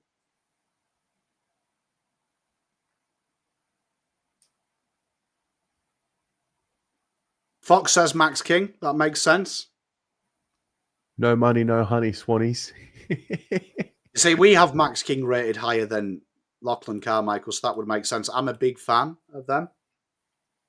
What is Max King? The Sydney version. So he can play midfield forward, very similar to Jack Eisen in the terms of if you were going to make a double bid, don't want to put that for it out there to the ether, but you could make an argument. But he could play anywhere, halfback, midfield, wing. He's incredibly athletic, and he's one of them players that really, they get the best of. Sydney do. They seem to generate these players. But he's got that aerobic capacity for a big guy that's really kind of unheard of. So very, very quick player as well for his size. And the annoying King type Sydney buy in the terms of that. These are the players that everyone will start complaining about the academies when they see King, because it's a very late bid now. We're in late territory. This is where you kind of want your father-son NGAs in the terms of it doesn't really affect the draft. But he's probably, I actually think he's probably one of the higher rated NGAs long-term, if you know what I mean. I think he's actually the best one for a long-term project. Okay. So this could be you'd imagine they match it, but Dogs would be very happy if he didn't. Thank you very much, Pierre. Lads, appreciate all your work. Hey, we're nearly at 3 hours tonight. Pick 21. Carmichael. It's Carmichael. So Carmichael, it looks like, according to my screen, they passed on him as well. Ooh. So you see, that back to what I was saying, Max King, I have him higher rated. So that is fascinating. That is Western Bulldogs get Lachlan Carmichael. So run me through this. Why? Well, I mean, a match. The reason that I would say that is if you look at what Sydney have got, right, I don't think Sydney a halfback is a pressing need. I think when you look at the Sydney players that they've got as well, if we go down to Sydney's, that's St Kilda, what am I doing? If we go down to the Sydney Tide players, I think Max King is more of a need for them. I also think that players like Harry Kyle, right, who they've already acquired, is a better version of Lachlan Carmichael. Mm-hmm. And I think that they probably want to take picks into this draft as well if they can. So it makes sense for me. He suits what the doggies are trying to do, but I understand it from that you don't want to match everyone, and I think that's incredibly high. And I don't know if he's in here. If are you in here, Kyle? Kyle's a big Sydney fan. He makes Supercoach content. You mean Kyle? We talked about this together, that some of these bids were really early, and I think Carmichael, in my opinion, is 10 picks too early. Let's see. Dunning, can we get a like spike? I like that. That's good. Plenty of passengers in the chat who haven't liked the stream. That's a good call. Cheers, Dunning. We love you, brother. Hello, Di. Thank you for the 20. Great coverage. Still think Pickett should have gone to Freo, but hey-ho. So this is going to be fascinating now. Adelaide, I'm hoping we see my boy, the cricketer, Mitch Marsh. Mitch Marsh? Oh, yeah. Yeah, I'm hoping we see it. This would be really annoying because he's going to learn off Darcy Fogarty and players like that, Tex Walker, and he's going to be an absolute gem, goal-kicking machine. Just thinking about watching Darcy Fogarty and Mitch Marsh with their kicking action for the next 10 years turns me on. Like, turns me on because I love watching Mitch kick the football.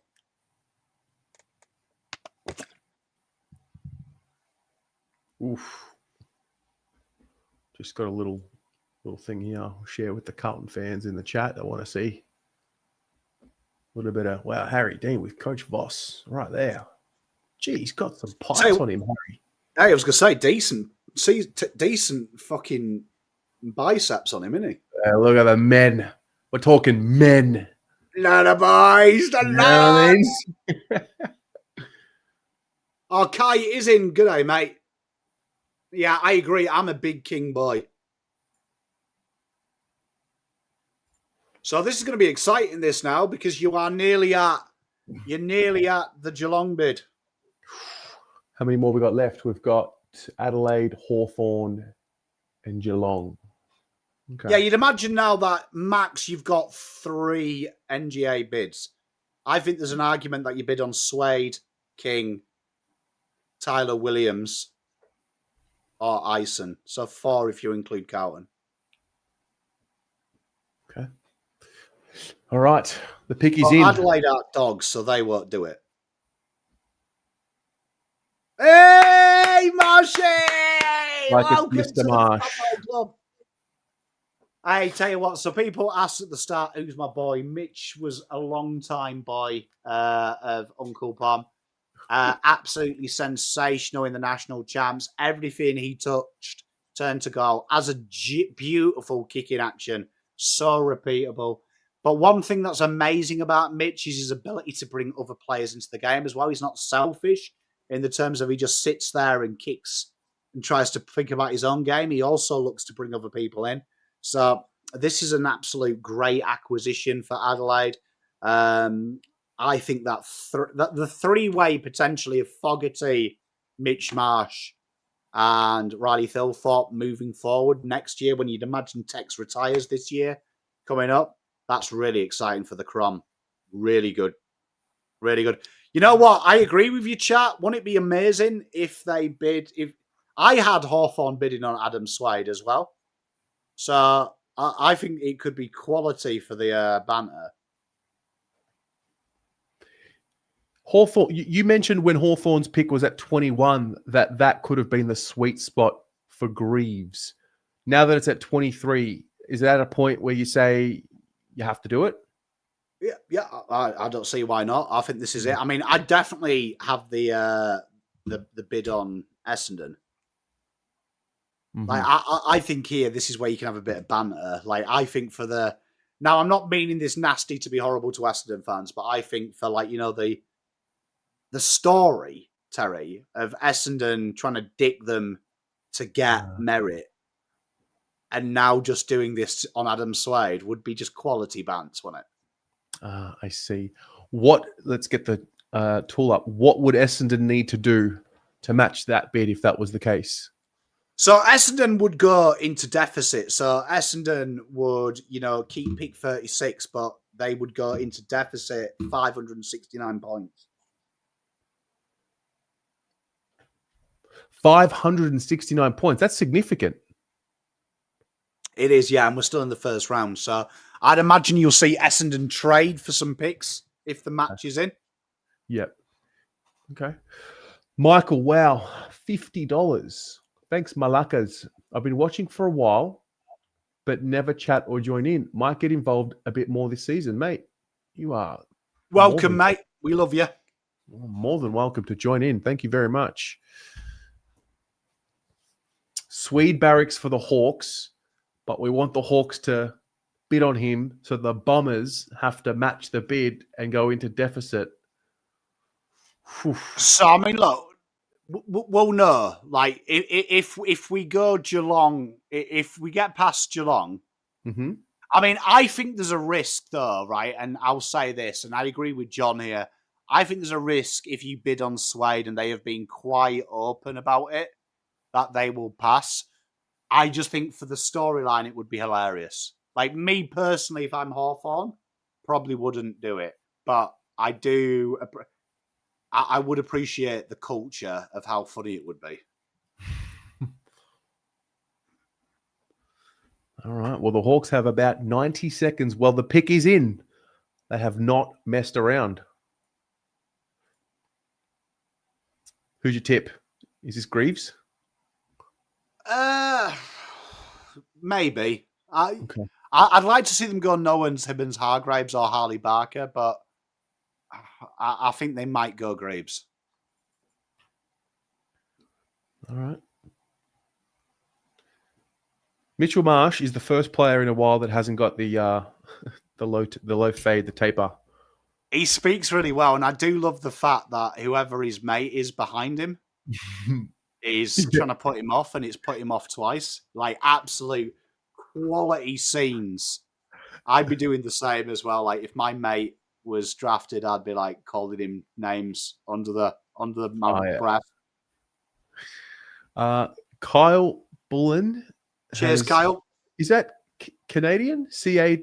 Is that Canadian dollar? I'm assuming it's Canadian. Yeah. Thanks for all the work you've done on the draft coverage, Pommy. It's been incredible, My pleasure, mate. Thank you for watching. All right. The pick is in. We are almost done, ladies and gents. We've got a few more picks to go. We've got 3, unless there are bids. Chichio, am I the only one that thinks that we were better off letting Dean go to West Coast and taking 2 quality kids with those 2 picks we traded out? I suppose it just comes down if you've watched Harry Dean play. So probably not. Like Harry Dean and Ison would probably be a net better than 9 and 11.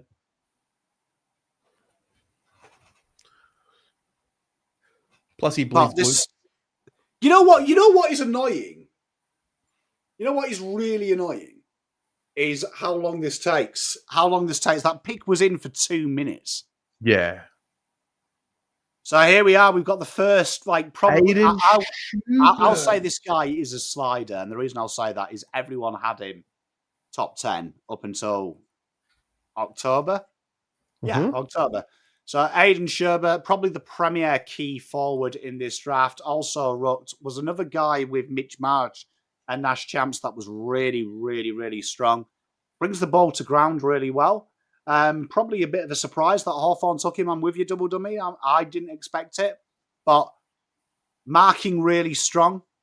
His ruckcraft is okay, but I think that he suits the Hawthorn attitude in the terms of they like their forwards to work hard and work for the team, and he does do the team first thing.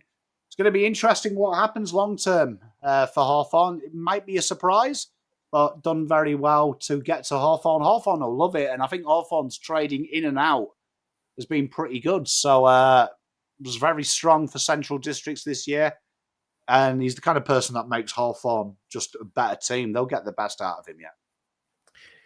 Rainer, Minky's lurk attacks. Sorry it's late. We love you, mate. We love you. Good to see you, man. Kyle King, Pommy, little $15 job right there. Is that Anthony McDonald tipping Woody in your profile photo? It is. Big Essendon man is Kyle. We love you, brother. You must be we stoked. Love you. The Bombers have done very well. So, chat yet? Hey, chat, don't get excited yet. Stop talking about Ludowick. Look, stop talking about Ludowick. Mm-hmm. Don't ruin it. Don't ruin it, because potentially, if Geelong are nice, we might get Luderick. So Geelong are on the clock, and this is the scenario: 3 minutes to go. They're on the clock now. If you're a Carlton supporter, you are hoping no bid on Jack Ison.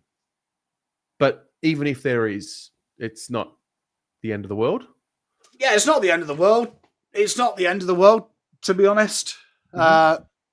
It'd be interesting because, like, I think we've seen a reveal at the minute, haven't we, of the teams that have tried to be a little bit mean in this draft, which is nice to see. It's nice to see. Like Eagles, they've been mean. So we've kind of revealed it was very heavily talked about. St Kilda and Geelong were in cahoots. And like we said, the interstate clubs there was a couple that were supportive of that, like, coup d'etat so well. Geelong have had previous and bidding on Carlton's NGA and Father Sons. I can see it happen. I can see it happen, right? And I can. So I hope it doesn't happen, but it would fit the bill. If they were okay with getting rid of it, this is probably the time now that you go Tyler Williams. But I could see them not even going Tyler Williams, because if it is true what there was reported, there was a coup d'etat, that would make sense, wouldn't it? Like, that you don't bid on the Eagles one because they supported you, so you go that way. If Geelong don't make the bid on Ison, what do Carlton do when it gets to pick 28? Oh, I mean, let's have a guess. Ollie Greaves' grandfather played for Geelong, so let's just say they go that. Let's say Fremantle go. Fremantle would have sky's the limit, but let's just go order of mine. Noah Hibbins-Hargraves. North Melbourne, let's go Harley Barker. Doggies go Jevan Philippou. Carlton then. Oh, I'd love a little bit of Ludovic, tell you. I'd love a little bit of Luda. Okay. Hickey's in, which might be a good sign because usually mine says bid. Yes. No bid. No bid. No bid. Let it go. Come on. Come on. Okay. Miko, not coming up a bid. Why does it take so? Like, honestly, I get they've got to talk and the kids are talking, but can you imagine the NBA wouldn't postpone the draft so they could have a chat to a child? Like, you can still pick while the guy's talking. All right. Let's have a look. Harley Barker. God, Harley Barker. hit the cats. Well done. That kid will be a top 10 player when we redraft this in 5 to 6 years. Good news for Carlton, they didn't have to bid. Good news for Eagles, they didn't have to bid. But this guy was a goal assist machine. Like, honestly, he was a dime general in national champs. And he backed it up for Sturt as well. Keeps his width incredibly well. He's got a real great knowledge of when to go deep, when to go short. A real metronome. And at times at national championship, it felt like every time he got the ball, it was either a goal or an opportunity created. Absolute brilliant footballer and will be a gem coming from a team that develops players better than anyone else. Like, so well done. Barker, great signing. Absolutely fucking hate it. Yeah, Dempsey and Barker. God. So this is the last pick of the night now, Fremantle. Okay.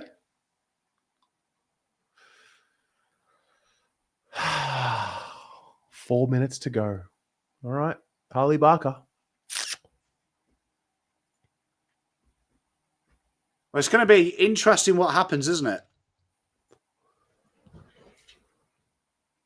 Is Ollie Greaves the best available here? It's going to be interesting, like, who is the best available. Ollie Greaves probably is, but I don't think that suits what Fremantle want. I'd like to see Fremantle here maybe go Noah Hibbins-Hargrave. Okay. I think that's the play. But it's going to be fascinating what they do. Hibbins-Hargrave. He's a WA boy? No. Dandenong Stingrays in the country. The best WA boy, like, this is quite weird now because you've got Leon Kickett, Tyler Williams, and WA boys. I'd like to think Fremantle bid on Tyler Williams here. But Swadlin, Fred Rodriguez, I think they go into state here. They're not scared of going into state. So this is going to be really interesting here of what Fremantle do. Carlton will take Greaves. Do you really think so? I'd say the last thing Carlton need is an inside midfielder. Yeah. If they did, I would be calling, asking, is Stephen Silvani back? So I'd imagine this is a Tyler Williams bid. Tyler Williams. That's Tyler, Tylah. Yeah. So very, very good defensive midfielder. Works really hard. Defensive forward, sorry, works really hard on his pressure. Has got real nice lightning turn of pace as well. So real strong acquisition. You'd imagine the Eagles match that straight away. But that's going to be interesting. Who's the best key forward? By a long way, Archie Ludovic. Harley Barker did an ACL. He was quickly becoming one of the most damaging wingmen in the draft pool before suffering the ACL injury for Sturt. Yeah, so it's like we said, earlier, Harley Barker, he's that one guy that, like, we were talking about, that I think when we redraft it will be a top 10 player. This guy is absolutely brilliant. Yeah. So looking forward to seeing who this bid is on. Let's hope it is. Mm-hmm. Let's hope it is. Not that. You know what? Philippo would be amazing, Evans, mate. I agree with that. I could see, like, because there's a great argument if you went bang here, Tyler Williams. There's a great argument then to float that into Noah Mizargraves or Jevon Philippo.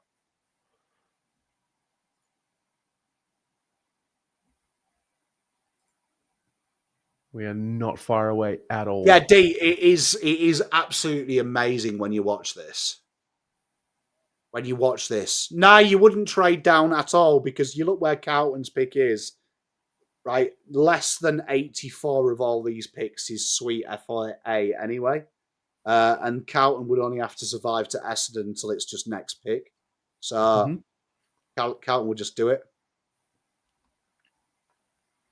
So it's looking more likely than not that Carlton will get that third player. Yeah, and hopefully, as much as I like Harley Barker, could you shut the F up so we can have this bid, please, mate? Bid pending. I can't believe we actually paused the draft so a child can speak. like you can't carry on the interview and in the background just update it because they're going to take 5 minutes to match it. So he's got 10 minutes. He's got 10 minutes. Pro fans, absolutely not. Carlton shouldn't bid on Swade because there'll be a private agreement. We won't bid on your players. You don't do that. Like, we're not as competitive as that. All right, Dockers. Add one more pick to this evening. Could be two, Terry. I could see King and Tyler. I could even see three. But I'm liking to think that what will happen here is Carlton and Fremantle have a great relationship. Great relationship with Fremantle. I can't see it being Fremantle. Come on. Get it in there. Yeah, we've got more than enough points, Mia. Could we match the bid? Yes. Mia, at this point, we're in the clear. Nothing to worry about. Geelong was the one that we were concerned. I don't know if concern is a word. Even if they bid on Ison, we had the points. What it just means now is that the options open up for the Blues. Cameron, I mean, I think at this stage, like, the most obvious North pick is Blake Fredgold, is it not? Yeah. Nah, Callie, after when Fremantle have got bored of bidding on everyone, the draft is over for the night. We've ticked over 3 hours and 13 minutes. While you're waiting, guys, if you are, well, you are watching this on YouTube. Oh, no, you might be watching this on Pommy's Facebook page. But if you are watching this on YouTube, hit the like button, the thumbs up button, while we wait. I've just had a look. 5 minutes 15, Terry. It's so far. Really? So I had a little clock going. So AFL, if you're watching this, there has been about I didn't count the first 5 minutes, but let's say you were honest. This has been 10 minutes 15. So someone's lying at AFL House. Piss take. All right. Pick 25. Oh my God, they didn't match. Swade. Tell you what, this is an intriguing one. So Adam Swade, I really like this guy. Can play midfield forward, lightning pace as well. Really shone in the AFL as well. Showed that he could step it up, playing a more subdued role. Really strong. This is quite a surprise. Now, why would Essendon not match? Now, that's a great question. I think, one, they're going to go a hell of a lot into debt. As we said, that they would have gone 514 into debt. So that is quite a lot. But also when you look at what Essendon have got, Sully, Roby, Farrow, Sharp, players that are on the board as well, I think Essendon might actually pay off here. I'm going to say that if Essendon hope that Noah Hibbins-Hargraves slides to them, they've got an actual better version of him. Wow. Okay. Adam Swade. Yeah, John, spot on, and they've stuck to their word. They said if it was a top 30 bid, they wouldn't match. Very Fair good, play. LS. Well Freo done. just stepped on Essendon's red suede shoes. Very, very good. So that should be the end of the draft now for tonight. Yeah, I'll be wrapping up. So, I mean, to confirm, right, we have had. So, Will Dersma went to pick 1 for Eagles. Zeke Hewland was matched bid 2 for Gold Coast. Harry Dean was matched bid 3 for Carlton. Pick 4, Cooper Duff-Tytler. Pick 5, bid match from Gold Coast for Dylan Patterson. Bid 6, Danny Annable was matched for Brisbane. Richmond then coming out the block strong, Cumming and Grill, which allowed Essendon to get Roby and Farrow. Xavier Taylor and Latrell Pickett for Melbourne. Dyson Sharp joined Farrow and Roby. Harry Kyle was a bid match as GWS traded up with Hawthorn to piss their crosstown rivals. North Melbourne got Doverston, Jai Murray and Bo Adensall were matched. West Coast went Josh Lindsay. Cammy Nairn found his home at Hawthorn. Lockie Carmichael was ignored by Sydney. Doggies get him. Mitch Marsh went to Adelaide. Aidan Sherbert joined Hawthorn. Harley Barker, the superstar at Geelong, joined them. Adam Swade finishes off. No bid match. We've got a few picks tomorrow to get through, so we've probably got about 30 picks tomorrow, which is super exciting. Yep. So, just take us through, Pommy. What are you doing tomorrow night? What's your plan tomorrow night? I will not be here, but you will. Tomorrow, I'll be doing this again on my own. So, come in. It's a little bit faster tomorrow, which is really exciting. So they usually plough through it because they usually give the second in command. So who will that be tomorrow? That'll be Greg Swan, won't it? Yes, I believe Greg Swan will be calling out the names tomorrow.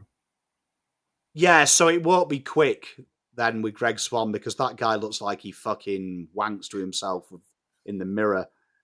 It's not going to be like Laura Kane. Laura Kane was brilliant last year because Laura Kane was just like North Melbourne are on the clock, and with their pick, they select Blake Threadgold, and then there was just like a 2-minute interview with Blake going, yeah, I'm really excited to be at Arden Street. My dad's told me about Wayne Carey. It's a great club. And then she came back.